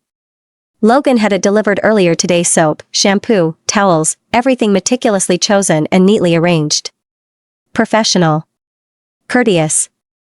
Exactly what an alpha would provide for an important guest. Nothing personal. Nothing that means anything. I stare at it for a long moment, and something inside me finally clicks into place. It's time to let go, isn't it? I whisper to the empty room. Forget everything. Here, you are only drive W. The words settle over me like armor, and I let them. Tomorrow, I begin my official work. Treating Vivian's infertility. Helping the woman who destroyed my life have the children she wants with the man I used to love. I close my eyes and breathe. Drive W. You are only drive W. The next morning, I wake early and dress carefully, professional, clinical, every inch the legendary healer they expect me to be. I pull my hair back, secure my mask, and check my medical kit one more time. Everything is in order. I step out of the guest house and into the morning light, ready to begin. Logan. I'm lying on my back in a field somewhere outside pack territory, the grass soft beneath me and the sky impossibly blue overhead. Spring.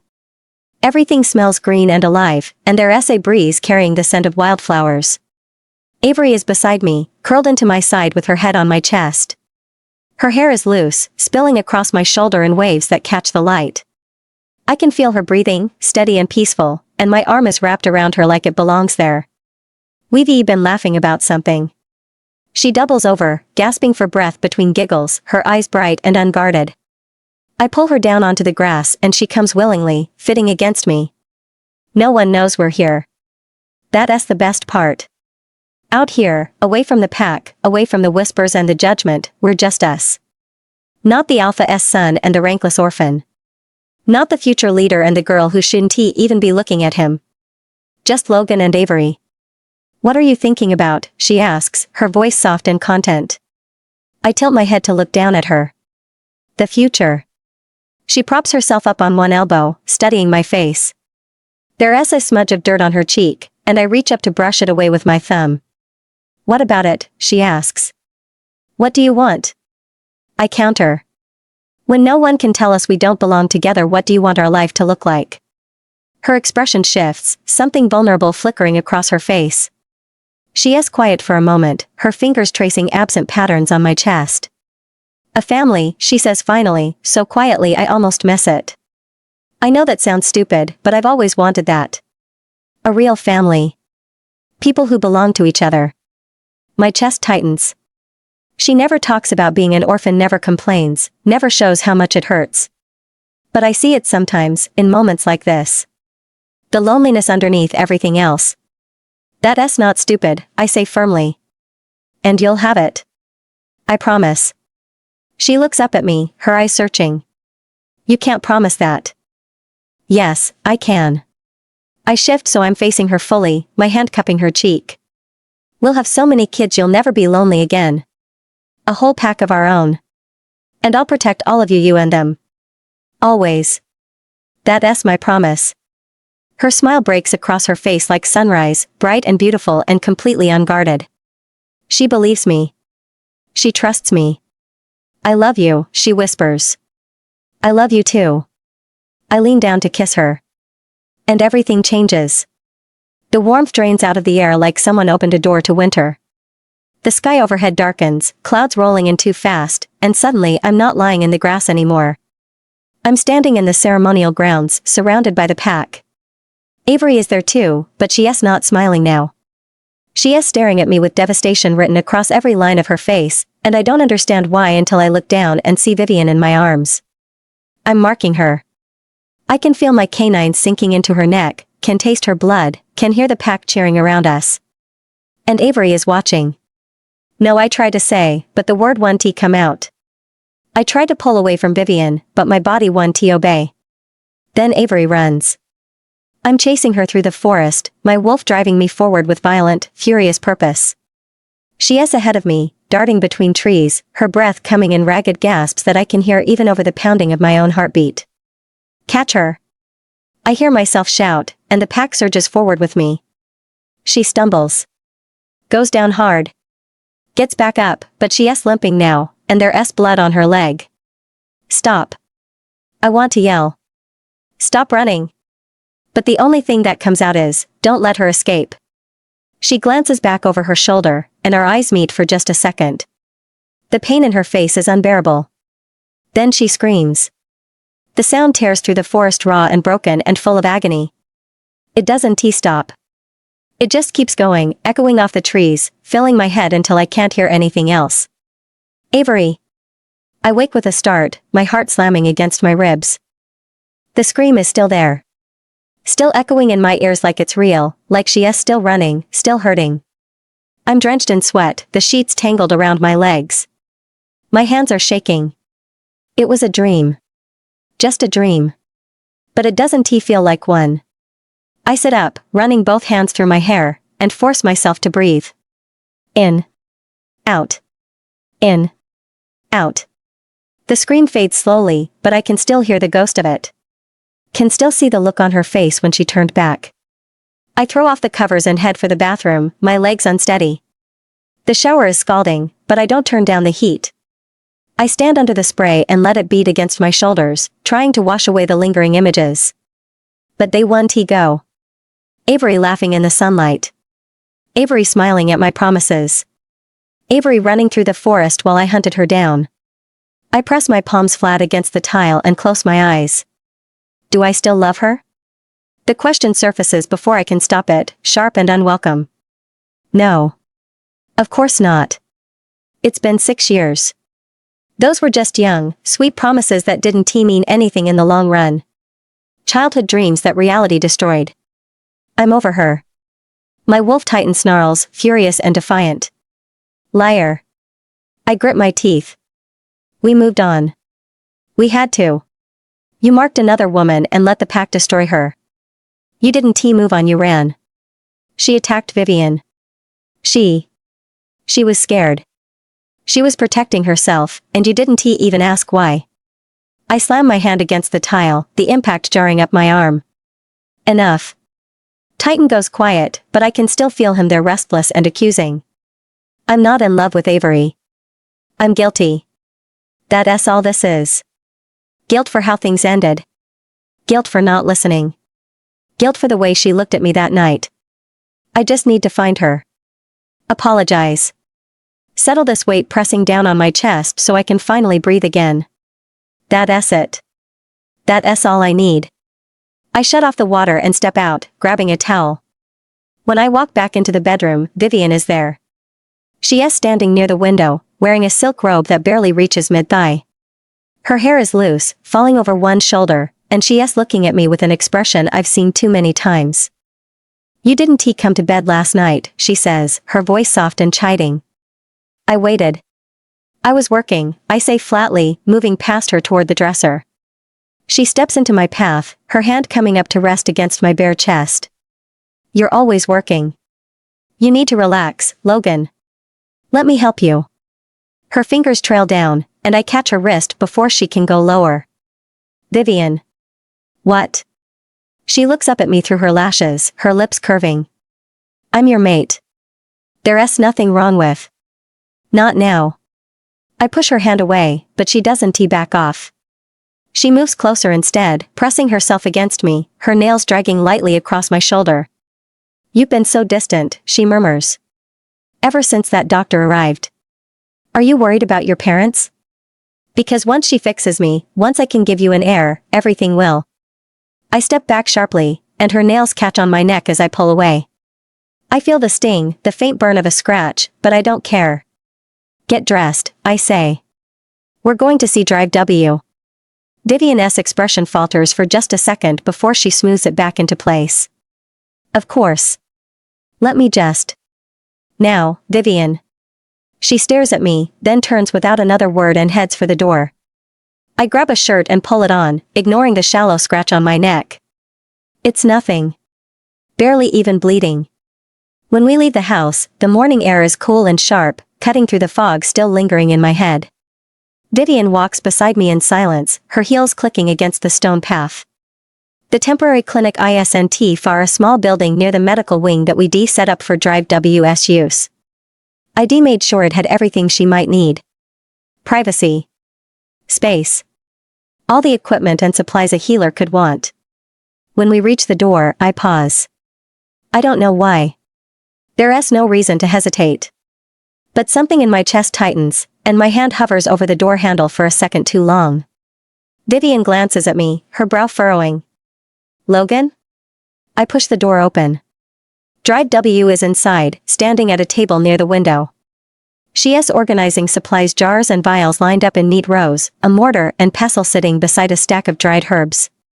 The morning light catches on the edge of her mask, and she doesn't turn when we enter. Perhaps because of the dream, I find myself thinking she looks somewhat like Avery again. Logan. But that's impossible. I watch Drive W organize her instruments on the examination table, her gloved hands moving with practiced precision. Each vial is placed exactly where it needs to be, each tool arranged in perfect order. There is a confidence to her movements that speaks of years of experience, of mastery earned through countless cases. Drive W's scent is completely different from Avery's. And she is so brilliant, commanding and composed in a way that makes it obvious why wolves travel across territories just to consult with her.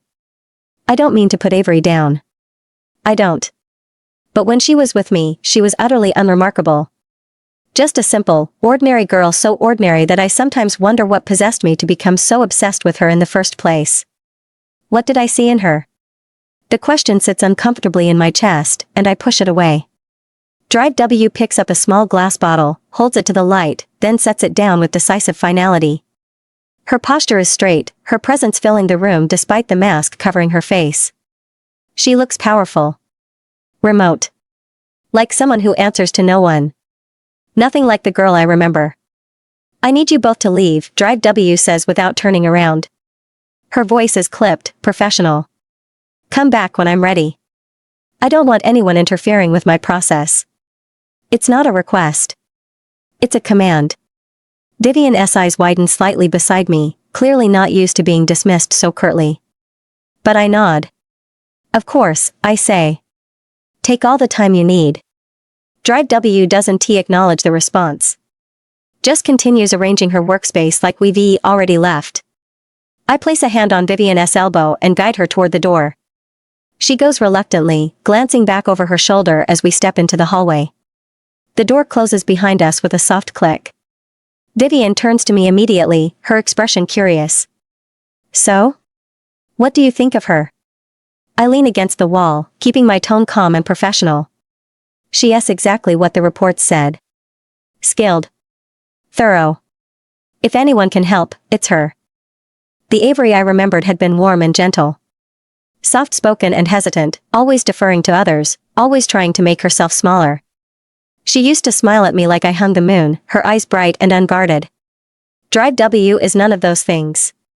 So they couldn't possibly be the same person. She's very assertive, Vivian says carefully. That's what we need. I suppose. Vivian pauses. It's just unusual, don't you think? The mask, the secrecy, the way she dismissed us like we were. Like we were interrupting her work, I finish. Which we were. I didn't say it was wrong. Just unusual. I don't respond. There is something in her tone I don't like, a probing quality, like she's testing the waters. I've heard about some of her cases, I say, steering away from whatever direction she is heading. There was a beta from the Northern Ridge pack who'd been poisoned by wolfsbane. The healers there said he had maybe a week to live. Drive W cured him in 3 days. Vivian's eyes widen. 3 days? 3 days, I confirm. That's remarkable. She tilts her head. How did she do it? Some kind of treatment the other healers hadn't tried. I don't know the details. No one knows the details? Vivian asks. Not even the beta she saved? I assume he knows. Why does it matter? It doesn't. She waves a hand. I'm just curious how such an incredible cure works. I watch her carefully. And there was a Luna who'd been cursed by a rogue witch. No one could figure out how to break it. Drive W did it in 1 session. 1 session, Vivian repeats slowly. That's impressive. It is. If it's true. The words hang in the air between us. I straighten. What's that supposed to mean? Nothing. Vivian's expression shifts to something apologetic. I'm sorry. That came out wrong. It sounded like you were questioning her credentials. I'm not. She reaches for my arm. I'm just nervous, Logan. Your parents are dying, and we're putting all our faith in someone we know nothing about. Can you blame me for being cautious? I want to argue. Want to tell her she's being paranoid. But there is a kernel of truth in what she's saying that I can't quite dismiss. She's the real deal, Vivian, I say firmly. Which is why you absolutely cannot provoke or antagonize her. Understood? Vivian blinks at the sharpness in my tone, then her expression shifts. She steps closer, her hand coming up to rest on my arm. I'm not trying to antagonize anyone, she says, her voice turning soft and sweet. I'm just worried. Worried about what? Well, she looks up at me through her lashes, hesitant. What if she's a fraud? I frown. She's not a fraud. But how do we know? Vivian's fingers tighten on my arm. Really no, I mean. Not just stories we've heard, but actual proof. The cases are proof. Are they? She interrupts gently. Or are they just stories that got repeated so many times? Vivian. Think about it, she continues. We have no way to verify her credentials further. No one has ever seen her face. No one knows where she comes from. What if this is all just an act? What if she is an imposter? That's ridiculous. Is it? Her voice drops. If we let someone like that treat your parents, Logan, the consequences could be catastrophic. The words hit harder than I want to admit. That's why I suggested having her treat me first.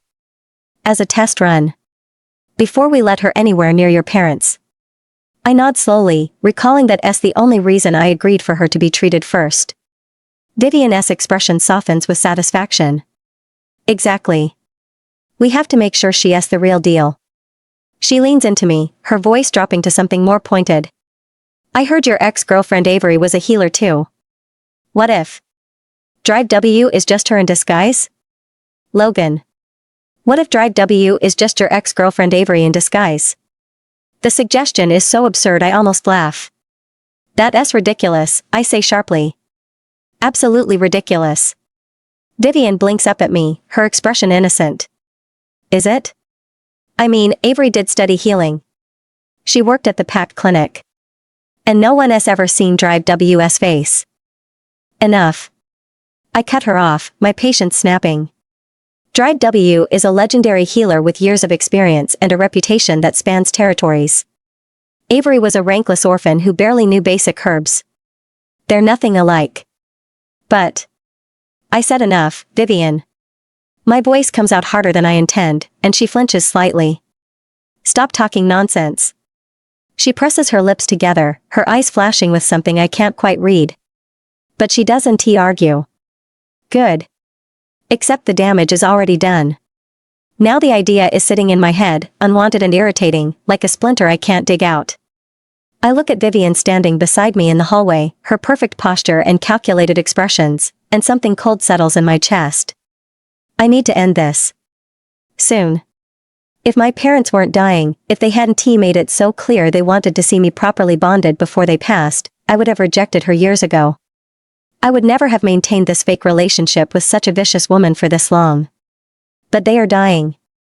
And they're asking for so little, just the peace of knowing I'm settled, that the Pact's future is secure.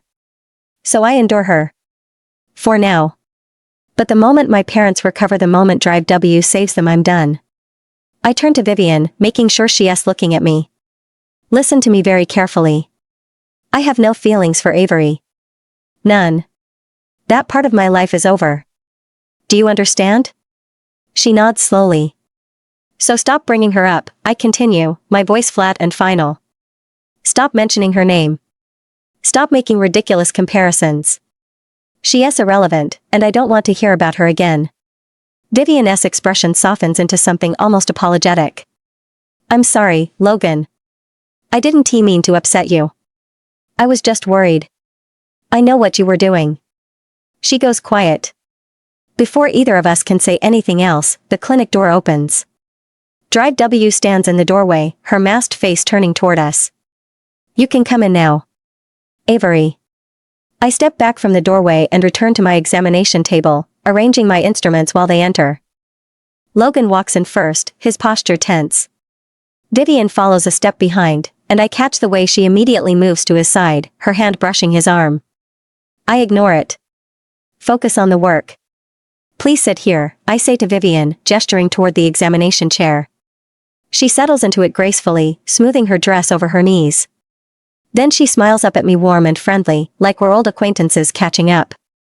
So, Drive W, she says brightly. How long have you been a healer? You must have started very young to be this skilled already. I pull on a fresh pair of gloves and pick up my stethoscope. Please breathe normally. Of course. She takes a breath, still smiling. It's just so impressive, you know? I've heard so many stories about you. The mysterious Drive W, traveling from pack to pack, curing impossible cases. It must be exhausting. I press the stethoscope to her chest and listen. Her heartbeat is steady. Strong. Do you travel alone? Vivian continues. Or do you have a partner? An assistant, maybe? Breathe in, I say. She does, but she doesn't stop talking. I only ask because it seems like such a lonely life. Moving around constantly, never staying in one place. Don't you ever wish you could settle down somewhere? Build a real home? I move the stethoscope to her back. Breathe out. Vivian. Logan's voice cuts through the room, sharp and warning. Stop talking. Let her work. Vivian glances at him, her smile faltering slightly. I'm just making conversation. You're being intrusive, he says flatly. Be quiet. She presses her lips together and falls silent. I continue the examination, checking her pulse, her reflexes, her temperature. Professional. Methodical. Exactly as I would with any patient. But Vivian only stays quiet for maybe 30 seconds before she starts again. Where are you from originally, Drive W? She asks, her tone light and curious. Your accent is interesting. I can't quite place it. I don't have an accent. She's fishing. Do you have family? She continues when I don't answer. Parents? Siblings? I press 2 fingers to her wrist, counting her pulse. What about friends? It must be hard to maintain relationships when you're always moving. Vivian, Logan snaps again, louder this time. I told you to stop. She gives him an apologetic look but doesn't he actually apologize. And 2 seconds later, she's at it again. I'm just curious, she says sweetly. Drive W is so talented and accomplished. I want to know more about her. Is that so wrong? I finish the physical examination and step back, pulling off my gloves. I need a blood sample. Vivian extends her arm willingly, still smiling. Of course. Whatever you need. I tie the tourniquet around her upper arm and prep the needle. As I draw the blood, she watches me with bright, curious eyes. You have very steady hands, she observes. Have you ever treated anyone famous? An alpha, maybe? Or a Luna? I don't answer. Just finish drawing the sample and press a cotton ball to the puncture site. Hold this, I say. She does, but her eyes never leave my face. You're very mysterious, Drive W. I think that's part of your appeal. Everyone wants to know who you really are. I cap the vial and set it aside, then turn to my notes. The examination is complete. I've gathered everything I need. Now comes the part 1 been dreading. I look down at the report in my hands, scanning the results one more time to make sure I'm reading them correctly. Then I look up at Logan. I need to speak with you privately about the diagnosis, I say, keeping my voice professional and neutral. Vivian, please step outside. Vivian's smile falters. What? Why? Medical privacy, I say simply. I'll discuss the details with Alpha Walker first, and then he can share whatever he feels is appropriate. But I'm the patient. And he's your mate and the alpha of this pack, I interrupt. This is standard procedure. Vivian looks at Logan, clearly expecting him to argue on her behalf. But he just nods. Wait outside, Vivian. Her expression tightens. Logan. Outside. She doesn't move. Just sits there, her hands folded in her lap, her jaw set in quiet defiance. Logan's face darkens. I watch the anger building in his expression, the way his jaw clenches, the way his eyes flash gold for just a second before he forces it back down. I know this look. I've seen it before. 6 years ago, he looked at me like this. Right before he ordered the pack to hunt me down. The memory surfaces sharp and clear. His face twisted with fury, his voice cold and commanding as he shouted for them to catch me. The way he stood there and watched me run, his expression hard and unforgiving. I thought I'd forgotten what that felt like. Thought I'd buried it deep enough that it couldn't hurt anymore. But standing here, watching him glare at Vivian with that same barely controlled rage, I realize I haven't forgotten anything. I just learned to pretend I had. Vivian shifts in her seat, and her expression changes. The defiance melts away, replaced by something softer. She smiles again, slow and deliberate, like she's thought of something clever. One last question, she says, her voice light and sweet. Just one last question. Logan's eyes narrow. Vivian. She ignores him and looks directly at me. Her smile widens. Drive W, she says. Do you have a boyfriend? Avery. Do you have a boyfriend? Vivian's question hangs in the air, sweet and poisonous. Vivian Logan's head snaps toward her. Stop. That's none of your business. But Vivian doesn't even look at him. She just keeps smiling at me, her hand drifting down to rest on her flat stomach. Her fingers spread across the fabric of her dress, and she rubs slow, deliberate circles. Oh, I didn't mean anything by it, she says brightly. I'm just so excited Drive W is going to help me finally have Logan's child. I can barely contain myself. I thought maybe you'd want to celebrate with me, find someone special too. The words hit like carefully aimed daggers. Kelly snarls in my mind, but I shove her down. Keep my face blank behind the mask. Enough. Logan moves to stand beside Vivian, his jaw so tight I can see the muscle jumping. When he looks at me, there's apology in his eyes. But there's also distance. Like he's looking at a stranger. Like he's sorry for the inconvenience but not sorry enough to actually do anything about it. Boyfriend?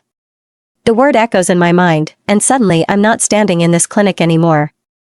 I'm sitting in the garden near the training grounds, a medical textbook open in my lap. The afternoon sun is warm on my shoulders, and I'm trying to memorize the properties of wolfsbane antidotes. But I keep looking up. Logan is sparring with one of the senior warriors, a massive wolf named Silas who has been training fighters for 20 years. Logan moves with fluid grace, dodging and striking, sweat gleaming on his bare chest. Our eyes meet across the distance. Everything else disappears. The sounds of the training ground fade. The book in my lap becomes meaningless. There's just him and me and this invisible thread pulling tight between us. He is staring at me like I'm the only thing in the world that matters. I can't breathe. Can't look away. Neither can he. Crack. Silas's fist connects with Logan's jaw, and he goes down hard, hitting the ground flat on his back. I'm on my feet before I realize I've moved, my book tumbling into the grass. Silas is standing over Logan, looking equal parts concerned and exasperated. Where the hell is your head today? Logan groans and sits up slowly, rubbing his jaw. Even from here, I can see the red mark blooming across his cheekbone where Silas's fist connected. Sorry, Logan mutters. I got distracted. Distracted? Silas's voice carries across the training grounds. You've been distracted all afternoon. You keep looking at. He follows Logan's gaze. Directly to me. Heat floods my face. I duck my head, pretending to be absorbed in retrieving my book. Oh, for the love of... Silas lets out a bark of laughter. You got knocked on your ass because you were staring at a girl? I wasn't. You absolutely were. Silas hauls Logan to his feet. Get yourself to the clinic. That's going to swell. Logan touches his face and winces. It's fine. It's not fine. You're done for today. Go. I watch through my lashes as Logan trudges off the training grounds, still rubbing his jaw. The other warriors are laughing, and I hear someone call out, "Nice reflexes, lover boy." My chest feels tight and warm and terrified all at once. He was looking at me. He got hurt because he was looking at me. The pack clinic is quiet when I slip inside after dark. I'm not supposed to be here, not at this hour, not without permission. But I couldn't stop thinking about him lying in one of those beds with a swollen face because of me. The hallway is dimly lit, and I move carefully, my footsteps silent on the tile floor. I peek through the small window of each room until I find him. Logan is sitting up in bed, an ice pack pressed to his cheek. He is alone, wearing a simple gray shirt, and he looks embarrassed. I knock softly before I can lose my nerve. His head whips toward the door. Come in. I push the door open and step inside, my heart hammering. His eyes widen. Avery? What are you? You're not supposed to be here. I know. I close the door behind me and move closer to the bed. I wanted to check on you. I heard what happened. You heard. He lets out a short, pained laugh. I bet the whole pack heard. Logan Walker, future alpha, knocked flat because he couldn't keep his eyes on his opponent. I'm sorry, I whisper. Why are you sorry? He lowers the ice pack, revealing a darkening bruise along his jaw. I'm the idiot who got distracted. You got distracted because of me. Yeah. He meets my eyes, and there's something raw in his expression. I did. The admission hangs between us. I move to sit in the chair beside his bed, my hands twisted in my lap. Does it hurt? My pride more than my face. He sets the ice pack aside and runs a hand through his hair. Silas's never going to let me live this down. Probably not. We fall into awkward silence. I can hear the clock ticking on the wall, the distant sound of footsteps in another part of the clinic. Why were you watching me? I finally ask. Logan goes very still. What? During training. You were watching me. I force myself to look at him. Why? He doesn't answer right away. Just stares at me like he's trying to figure out what to say. Or maybe trying to decide if he should say it at all. Because I can't help it, he finally says, his voice quiet. I try not to. I tell myself to focus on literally anything else. But then I see you sitting there with your books, and he shakes his head. I can't look away. My breath catches. I know we're different, he continues, the words coming faster now. I know people would talk. I know my father would lose his mind. But I don't care, Avery. I like you. A lot. And I'm tired of pretending I don't. Tears prick at my eyes. Logan. You don't have to say anything, he says quickly. I know I'm putting you in an impossible position. The Alpha's son and a rankless orphan, it's not exactly a fairy tale. But I had to tell you. I couldn't keep it in anymore. I stand up from the chair and move closer to the bed. Close enough that I can see the flecks of silver in his gray eyes. I like you too, I whisper. His entire expression transforms. Yeah? Yeah. His smile is bright and unguarded and completely devastating. The memory shatters. I'm back in the clinic, staring at the man Logan has become. He's taller now. Broader. His shoulders have filled out, and there's a commanding presence to him that wasn't there before. He wears his authority like a second skin, effortless and absolute. His clothes are expensive. A perfectly tailored black shirt that probably costs more than I used to make in a month. Dark jeans that fit like they were made for him. A watch on his wrist that gleams silver and costs more than my entire medical kit.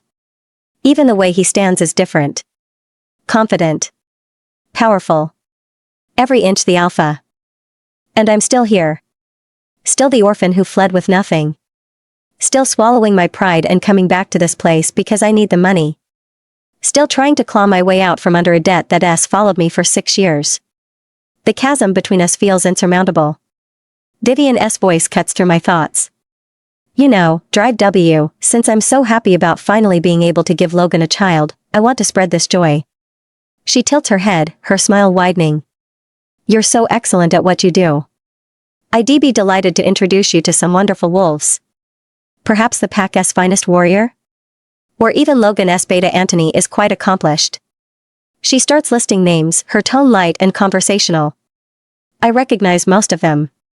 Warriors who used to corner me in the training grounds. Wolves who de-trip me in the dining hall and laugh when I fell. Pack members who made it very clear that a rankless orphan had no business existing in their space. Oh, and there's Soren, absolutely charming. Vivian stops suddenly, her hand flying to her mouth. Oh. I'm so sorry. I forgot. Her eyes widen with exaggerated surprise.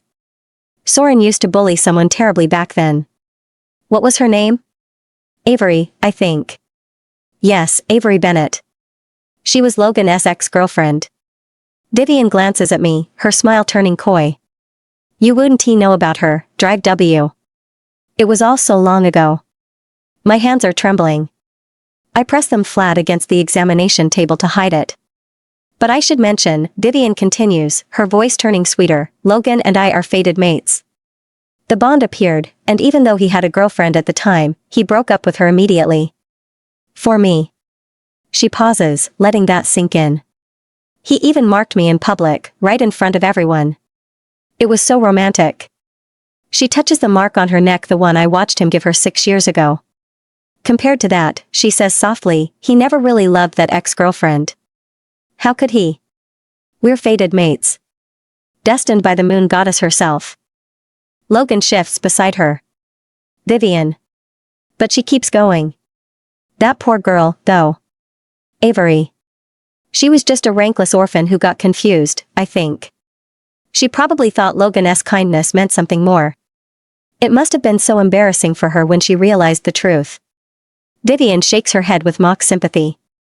And then she attacked me at the mating ceremony. In front of everyone. Can you imagine? So unstable. So desperate. Kelly is howling now, a sound of pure rage that reverberates through my entire body. She was always such a freak, Vivian continues, her voice light and casual like she's discussing the weather. Obsessed with healing and herbs, always reading those medical books like she thought she was special. But she was nothing. Just a pathetic little. That's enough. Logan's voice cracks through the room like a whip. His fists are clenched at his sides, his jaw locked so tight it must hurt. There's frustration written across every line of his face. I said that's enough, he repeats, his alpha command bleeding into his voice. Drive W has a boyfriend. Vivian blinks at him, clearly surprised by the force of his anger. I was just out. He points toward the door. Get out. Now. For a moment, I think she might argue. But something in his expression makes her think better of it. She stands slowly, smoothing her dress. Of course, Alpha. I didn't mean to upset you. She walks to the door, her heels clicking against the floor. But she pauses in the doorway, glancing back at me one last time. I do hope you find happiness, Drive W, she says sweetly. Just like I have. Then she is gone. The silence that follows is deafening. Logan stands there, his shoulders still tense, his breathing slightly uneven. He looks at me, and I see him struggling for words. Drive W, he stops. Starts again. I want to explain. About what she said. About Avery. My chest tightens. The truth is, Avery and we actually had tea. So? I cut him off, my voice sharp and cold. Do you think so too? He freezes. What? I step closer, keeping my tone perfectly level. Professional. Empty. Do you also think your ex-girlfriend was a freak? Logan. I'm stunned when I hear Drive W's question. Do you also think your ex-girlfriend was a freak? I try to read her expression, searching for some clue to what she is thinking, but the mask blocks me completely. All I can see are her eyes downcast, avoiding mine. Her tone is devoid of emotion, cold as ever. Or rather, she seems especially cold when asking that question. I'm already irritated by Vivian's loose tongue. Over the years, Vivian has always been like this, using every means possible to drive away any woman she thought might be a potential romantic rival from my side. The last time Vivian showed this much interest in someone near me, something unexpected happened. 3 years ago. I'm standing in the pack infirmary, staring down at a she-wolf I barely know.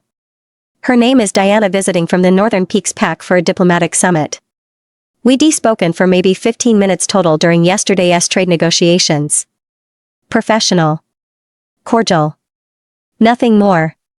Now she is lying in a hospital bed with a broken leg and 3 deep claw marks raked across her face. Rogues, she whispers when I ask what happened. Her eyes don't meet mine. I was out running, and they came out of nowhere. The pack healer stands beside me, his expression troubled. The breaks are clean. Deliberate. And the claw marks, he hesitates. They're precise, Alpha. Calculated to scar. Rogues don't fight like that, I say quietly. Diana flinches. I pull up a chair and sit beside her bed. Diana. Tell me what really happened. I told you. Rogues. You're lying. I keep my voice gentle, but firm. And I need to know why. She is silent for a long moment. Then tears start sliding down her cheeks, cutting through the bandages on her face. Please, she whispers. Please just let me go home. My father is already arranging my transfer. I'll be gone by tomorrow. Just let it go. Who did this to you? It doesn't matter. It matters to me. She finally looks at me, and there is something broken in her eyes. Does it? Because the she-wolf who did this to me told me that if I said anything, if I named her next time, it would be worse. Next time she'd make sure I never walked again. My blood runs cold. Who? I'm leaving tomorrow, Alpha Walker. Please. Just let me leave. I want to push. Want to demand answers. But the fear in her eyes stops me. I find Vivian an hour later in the gardens, arranging flowers. Diana is leaving, I say without preamble. Vivian looks up, her expression innocent and concerned. Oh no. Is she all right? I heard there was some kind of accident. She says rogues attacked her. How terrible. Vivian sets down her shears and brushes dirt from her hands. I hope she recovers quickly. It's so dangerous for she-wolves to run alone, especially visitors who don't know the territory. She wasn't alone. Vivian blinks. What? Diana had 2 guards with her. Standard protocol for visiting pack members. I watch her face carefully. But somehow, rogues managed to attack her without the guards noticing anything. Isn't that strange? Very strange, Vivian agrees smoothly. Perhaps the guards were negligent. You should investigate them. I plan to investigate everyone involved. Her smile doesn't waver. Good. We can't have our guests being attacked on pack territory. What would people think? She picks up her shears again. Did Diana say anything else about what happened? She's too frightened to talk. Poor thing. Vivian snips a rose, examining it. Though I suppose that's understandable. Rogue attacks can be quite traumatic. Sometimes it's easier to just move on. Start fresh somewhere else. The way she says it casual, light makes my wolf snarl. Vivian. Yes? Did you hurt Diana? She looks up at me, her eyes wide and wounded. Logan. How could you ask me that? I would never. Her voice breaks. Is that really what you think of me? Answer the question. No. She sets down the shears and steps closer, her expression hurt. No, I didn't hurt her. I don't know what happened to her, but I had nothing to do with it. I've been here all day, working on the garden. Ask anyone. I already know she has an alibi. She always has an alibi. You were asking about her yesterday, I say. At the reception. You wanted to know where she was from, if she was mated, what she did in her pack. I was being polite, Vivian says, her tone turning defensive. Making conversation. Is that a crime now? You do this every time. Do what? Someone gets too close, and suddenly they're hurt. Or humiliated. Or they leave the pack. Vivian's face hardens. That's not fair, Logan. You're blaming me for things I have no control over. If she-wolves can't handle being around you without getting themselves into trouble, that's not my fault. I stare at her, this woman the moon goddess supposedly chose for me, and feel nothing but exhaustion. Diana's leaving tomorrow, I finally say. Let her go in peace. Vivian's expression softens immediately. Of course. I hope she recovers well. I turn to leave. Diana is gone by dawn the next day. I never see her again. That wasn't the first time.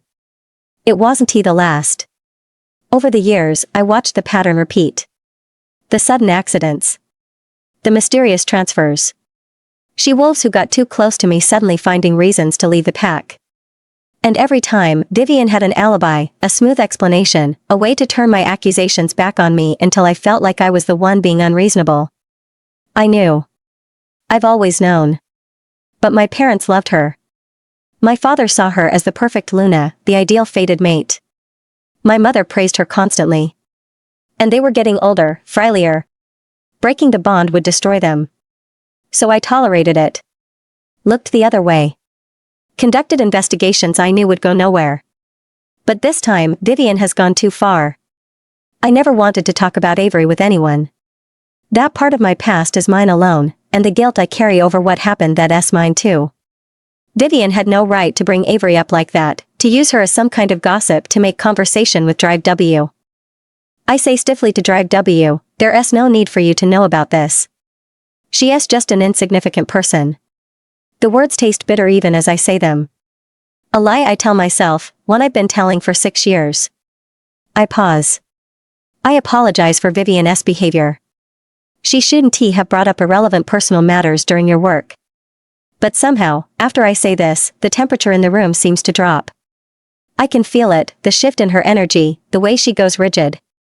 She only says, "Is that so? Then you can leave. Here is your diagnosis," she says flatly, shoving reports and papers into my arms. Now leave.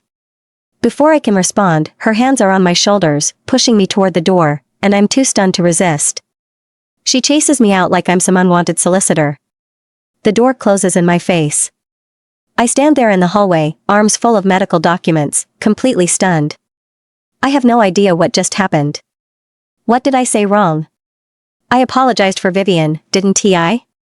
I was trying to be respectful, to keep Drive W from being dragged into pack drama that has nothing to do with her. So why do I feel like I just made everything worse? Avery. I shouldn't be angry. I lean against the door, my hand still on the handle, breathing hard. My heart is pounding, and I can feel the sting of tears threatening. I shouldn't have said anything. What was I thinking, asking him that? Pushing him like that? I'm supposed to be Drive W detached, professional, untouchable. Not the broken girl he threw away 6 years ago. She is just an insignificant person. The words loop in my head, over and over, each repetition like a knife twisting deeper. I slump to the floor against the door, pulling my knees to my chest. The mask feels suffocating now. I want to rip it off, but I can't. Not here. Not yet. My phone buzzes in my pocket. I pull it out with shaking hands. A text message from the group chat with my children. My vision blurs as I open it. It's a group photo. Lily, Noah, and Emma are all grinning at the camera, their faces bright with joy. They're holding up a huge teddy bear between them, Papa Bear. Emma is clutching its paw, Noah has his arm around its middle, and Lily is standing on her tiptoes to kiss its fuzzy cheek. The message below reads, "Mama, we miss you." Papa Bear says hi. "When are you coming home?" I stare at the photo for a long time. They've always wanted a dad. I know that. I see it in the way Noah watches other kids at the park playing catch with their fathers. I hear it in the careful way Emma asks questions about where daddies go when they read storybooks. I feel it in how Lily always assigns the daddy role to her stuffed animals during pretend play. They understand, somehow, that the subject hurts me. So they hold back in front of me, swallowing their questions, their longing. They're so young, and already they're protecting me. My babies. My brave, beautiful babies. The tears come silently, streaming down my face beneath the mask. I wanted so badly to find your father for you too. But he doesn't want to be found. He doesn't even know you exist. And even if he did, he just called your mother insignificant. I press my face against my knees and let myself cry. Avery. The tears come hot and silent, soaking into the fabric of my mask. My shoulders shake with the effort of keeping quiet, of not letting anyone outside this room hear me fall apart. She is just an insignificant person. The words echo in my head, relentless. Each repetition carves deeper, opening wounds I thought I'd sealed shut years ago. I stare down at my phone, at the photo of my babies grinning with their Papa Bear, and something cracks open in my chest. A memory surfaces, vivid and terrible and impossible to push away. The forest is dark, the branches tearing at my clothes, my skin as I run. My feet are bare. I'd lost my shoes somewhere back near the ceremonial grounds, and every step sends pain shooting up my legs. Behind me, I hear them. Howling and snarling. The pack hunting me like I'm prey. Don't let her escape. Logan's voice cuts through the trees, sharp and commanding, and it makes something inside me die. I push harder, my lungs burning, my vision blurring with tears and exhaustion. Kelly whimpers in my mind, desperate but unable to help. She knows what I know. Shifting now, with my body this damaged, could kill the baby. We have to stay human. We have to keep running. I stumble over a root and go down hard, my hand slamming into the dirt. Pain explodes through my palms, my knees, but I drag myself up and keep running. Blood. There's blood on my hands. On my legs. Too much blood. My stomach cramps violently, and I double over, gasping. No. No, not now. Please, not now. But my body doesn't care. Another cramp hits, sharper this time, and I feel something warm and wet running down my thighs. I press a hand to my stomach, terror flooding through me. The baby. Something's wrong with the baby. Kelly whimpers, frantic and terrified. Run. You have to run. I force myself forward. One step. Another. The trees blur around me, and I don't know where I'm going anymore. I just know I have to get away. Have to survive. Have to protect the life growing inside me. The howls are getting closer. I crash through the underbrush, branches whipping across my face, and suddenly the trees open up. I stumble out onto pavement smooth and black and completely foreign. Cars. Massive metal beasts roaring past at impossible speeds, their headlights blinding. I've never seen anything like them. Never been this close to the human world. I stagger to the side of the road, my legs giving out. I collapse onto the rough gravel shoulder, my body shaking uncontrollably. More blood. So much blood. A car passes. Then another. I try to lift my hand, try to wave for help, but my arm won't cooperate. Help, I whisper, but my voice is too quiet. Please. Another car speeds past without slowing. The world tilts sideways. My vision darkens at the edges. I'm going to die here. Our baby is going to die. Please, I try again, but it comes out as barely a breath. Headlights. Slowing this time. Voices. Urgent and concerned. Oh my God, James, stop the car. There's someone. Is she bleeding? Hands on my shoulders, gentle and warm. Miss? Miss, can you hear me? I try to focus on the face above me. A woman with kind eyes and gray hair. We need to get her to a hospital. No. The word tears out of me with more force than I knew I had left. No hospital. Please. Just somewhere safe. But you're hurt. Please. I grab her hand, squeezing with trembling fingers. I can't go to a hospital. Please. The woman exchanges a look with someone I can't see. Then she nods. All right, sweetheart.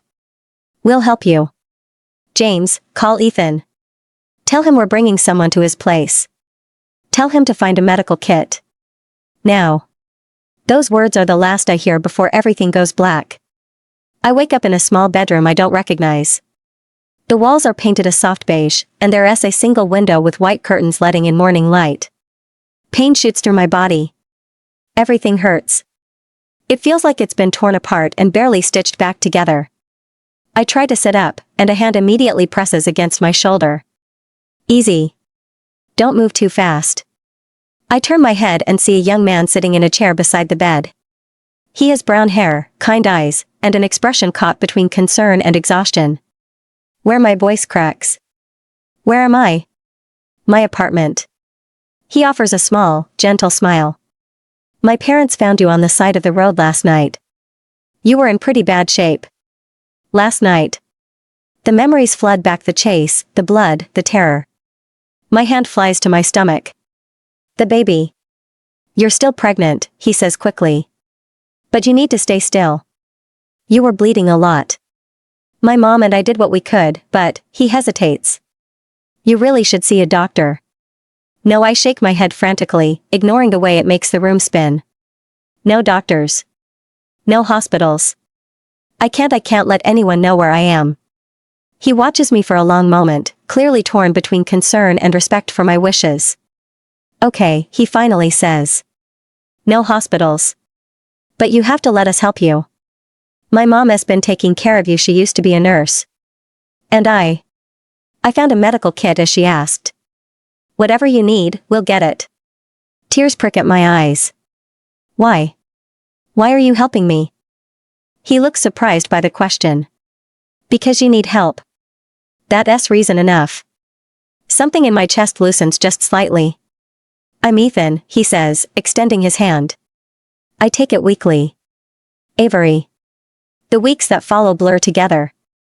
Sarah, Ethan's mother, is a constant presence.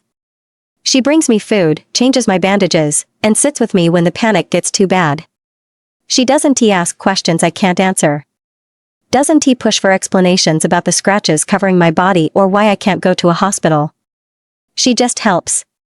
Ethan is quieter. More careful. But he is always there when I need something, bringing me books from the library, finding herbs I ask for, even sitting with me in comfortable silence when the loneliness gets too heavy. I learn bits and pieces about him. He is 22. Works part-time at a bookstore. Loves hiking. Has a dry sense of humor that sometimes catches me off guard. And he knows what I am. I don't know how.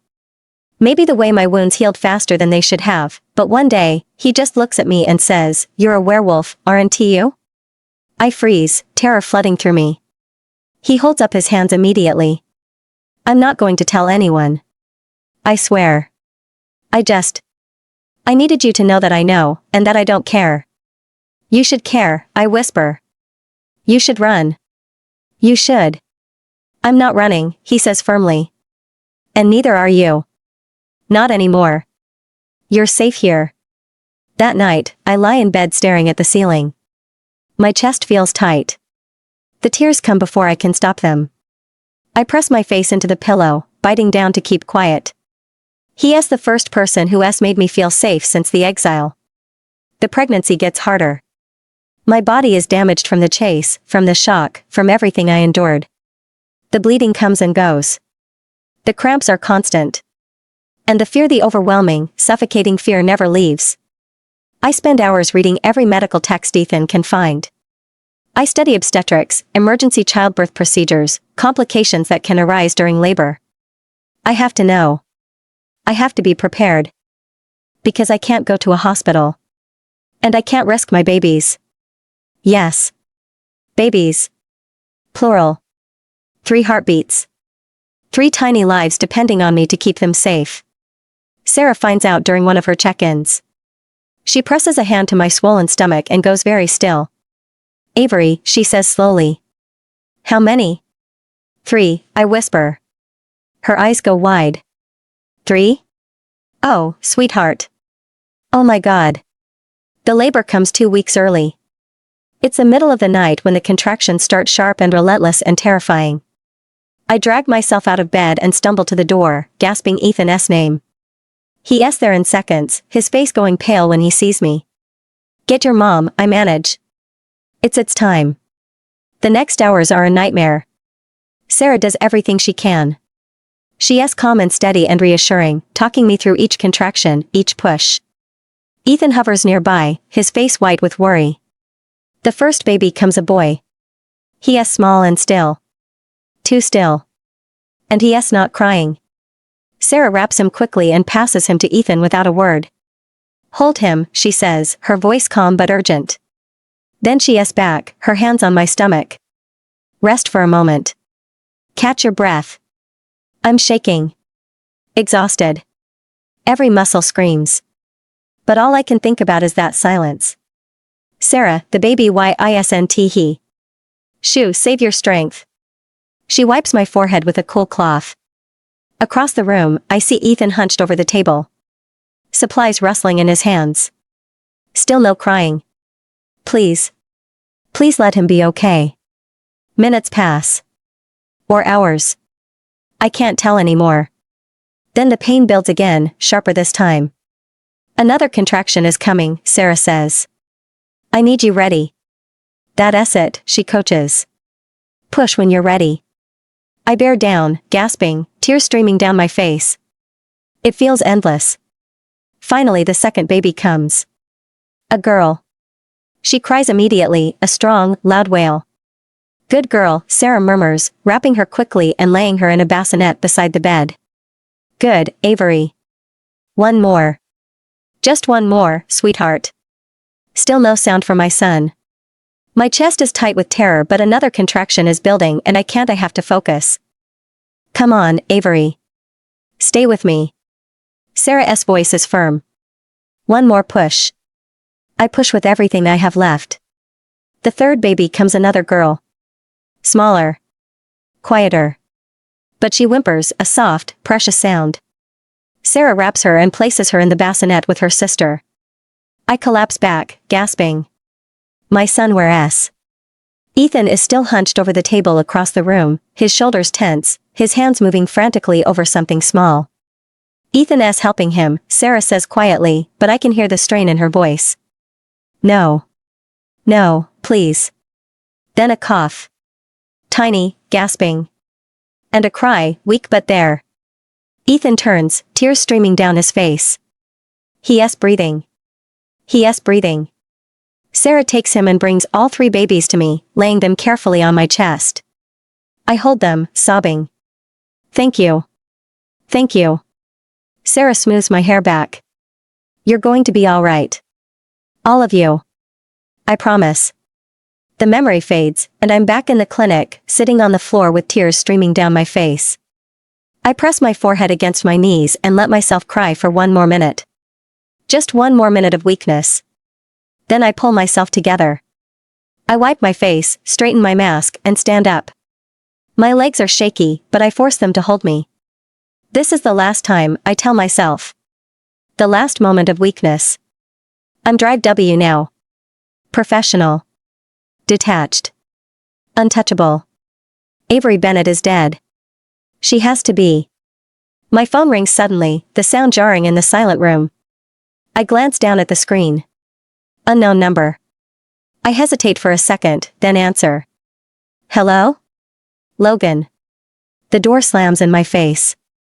The sound echoes down the hallway, sharp and final. I stand there for a moment, staring at the wood grain, trying to process what just happened. Drive W made herself perfectly clear. She's done talking to me. I knock. Drive W, I apologize. I didn't mean. Silence. I knock again. Please. Let me explain properly. Nothing. I try once more, my knuckles rapping against the door.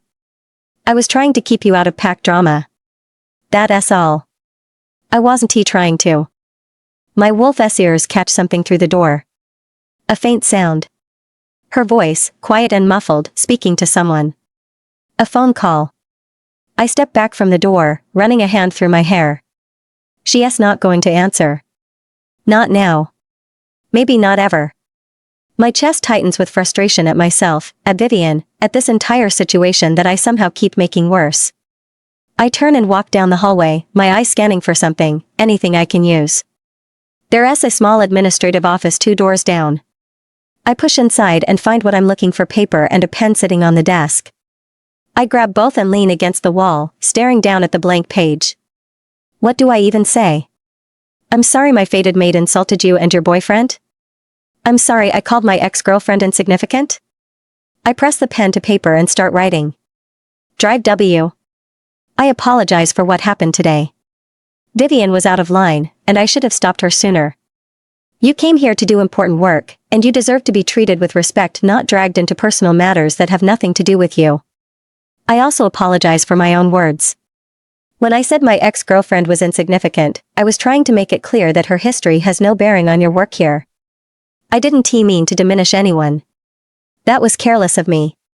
You are our most honored guest, and I will make sure this doesn't happen again. Alpha Logan Walker. I read it over twice, then fold the paper in half and walk back to her door. I crouch down and slide it underneath, making sure it's visible from the inside. Then I straighten and walk away, my footsteps clipped against the tile floor. Alpha? I turn to find Anthony coming down the corridor, his expression confused. I thought you were with Drive W. Is the consultation finished already? My jaw tightens. No. I was asked to leave. Anthony's eyebrows shoot up. Asked to leave? More like shoved out and had the door slammed in my face. I keep walking, and he falls into step beside me. I brought Vivian along to the consultation. She started talking. A lot. About things that had nothing to do with the medical consultation. I tell him the rest: how Vivian tried setting Drive W up with pack wolves, how she went on about my relationship with her, how the whole thing spiraled until Drive W finally had enough and threw me out. Understanding flickers across Anthony's face the moment I mention bringing Vivian. Ah. Alpha, I saw that human earlier. The one who was with Drive W when we found her on the road. He kissed her cheek before she left. I stop walking. And I assume he's her boyfriend. So all of Vivian's efforts trying to set Drive W up with pack wolves, she was wasting everyone's time. Drive W already has someone. Anthony chooses his words carefully. And Alpha, Drive W is our most honored guest right now. Your parents' lives depend on her. Perhaps it would be worth keeping a closer eye on how Vivian conducts herself around her. Irritation flashes through me, hot and sharp. I know he's right. I know Vivian was out of line. But hearing it said out loud, hearing my beta tell me I need to control my own mate, grates against something raw. I understand, I say curtly. I'll speak with Vivian. And I'll make a proper apology to Drive W later. Of course, Alpha. Right now, I need a moment to myself. Anthony nods and steps back. Yes, Alpha. I turn and walk away, heading toward my office without looking back. My desk is covered in documents when I finally sit down. Trade agreements that need reviewing. Territory patrol reports.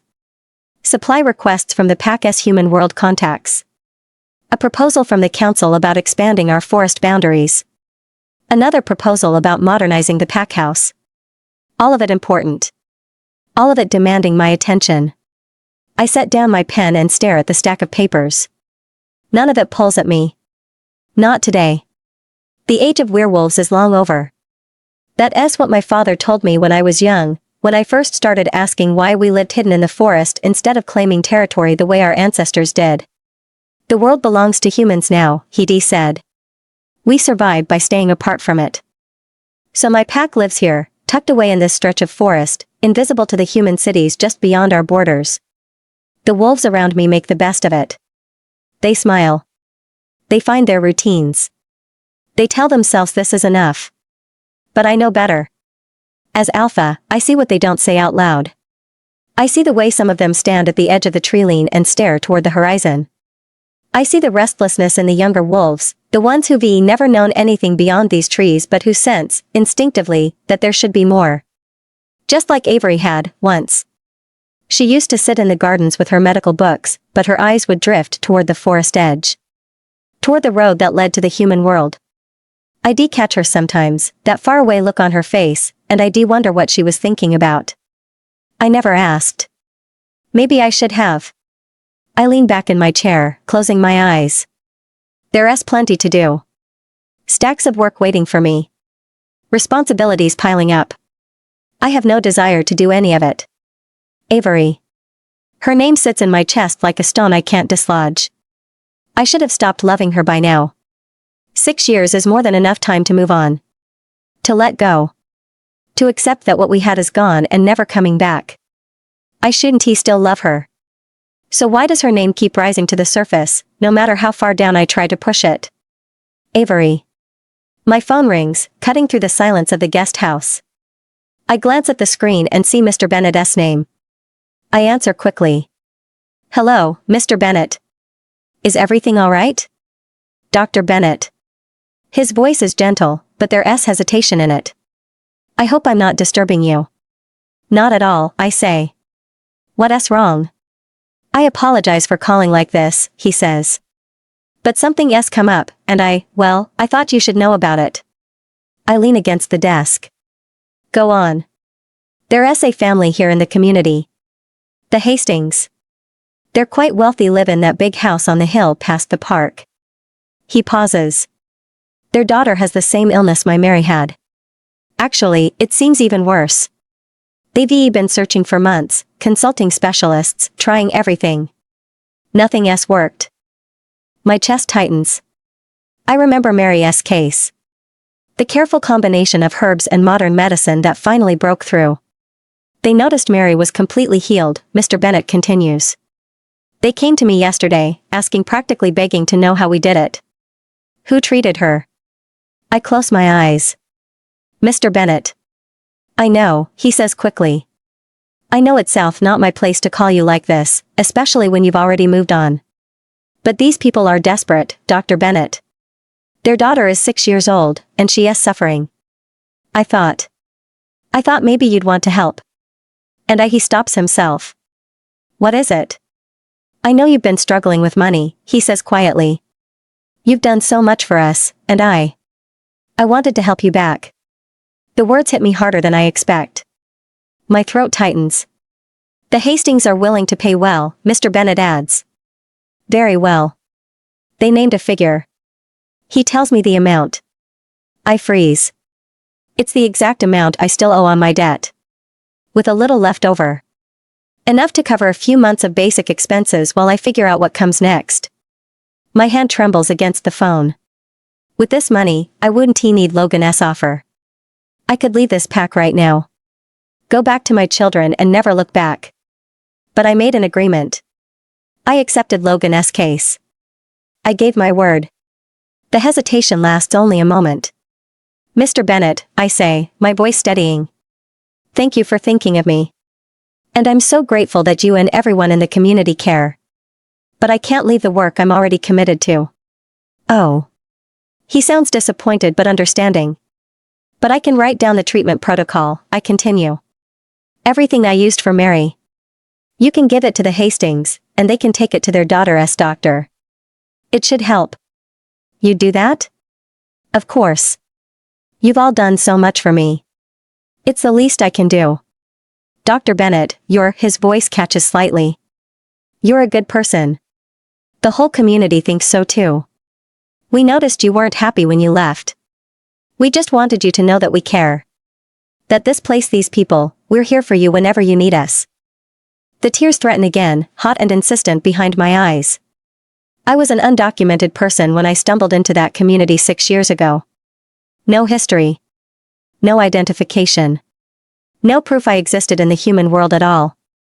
I should have been turned away, reported, or worse. But they didn't do any of that. They helped me. Accepted me. Sarah and her family took me in when I was bleeding and terrified. The neighbors smiled at me when I moved into my townhouse. They brought casseroles when the babies were born. They trusted me with their health, their children, their lives. It's South the best place I've ever lived. The only place that's ever felt like home. Growing up in the pack, I was always the rankless orphan. The girl who didn't belong. The one the others shoved aside or tripped in the hallways. The one who ate alone in the dining hall because no one wanted to sit with her. That community showed me what it felt like to be wanted. To be valued. To matter. Thank you, I whisper into the phone. Thank you so much. We're the ones who should be thanking you, Dr. Bennett.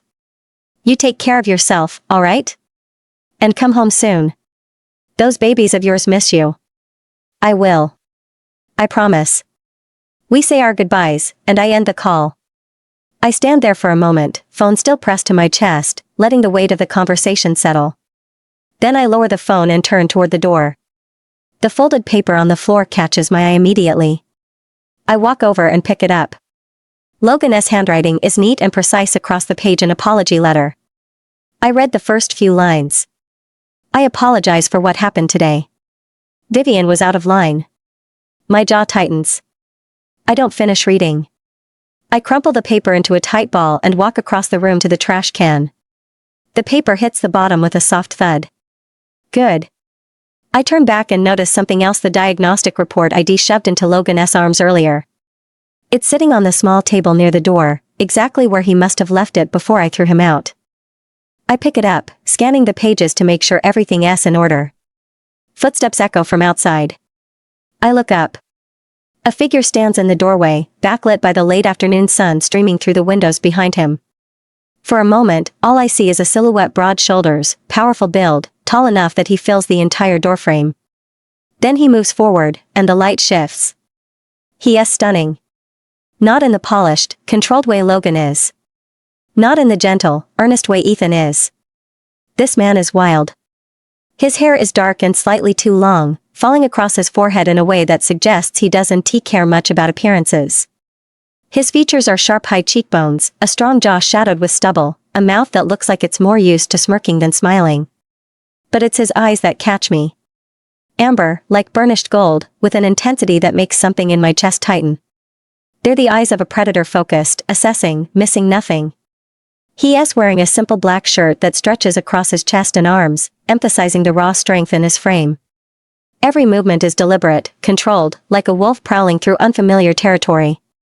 His stride is powerful and steady, the kind of walk that says he has never had to prove himself because everyone already knows what he is capable of. There is a scar cutting through his left eyebrow, another along his jawline. Battle marks. This is a man who has fought and won. He radiates danger. Not the cold, calculated danger of an alpha giving orders. This is something more primal. Untamed. Like he is only barely holding himself back from doing something reckless. He stops a few feet from me, his eyes scanning my face or what he can see of it behind the mask. Then he hesitates. His brow furrows slightly, confusion flickering across those sharp features. Are you? He pauses, his voice low and rough. Avery?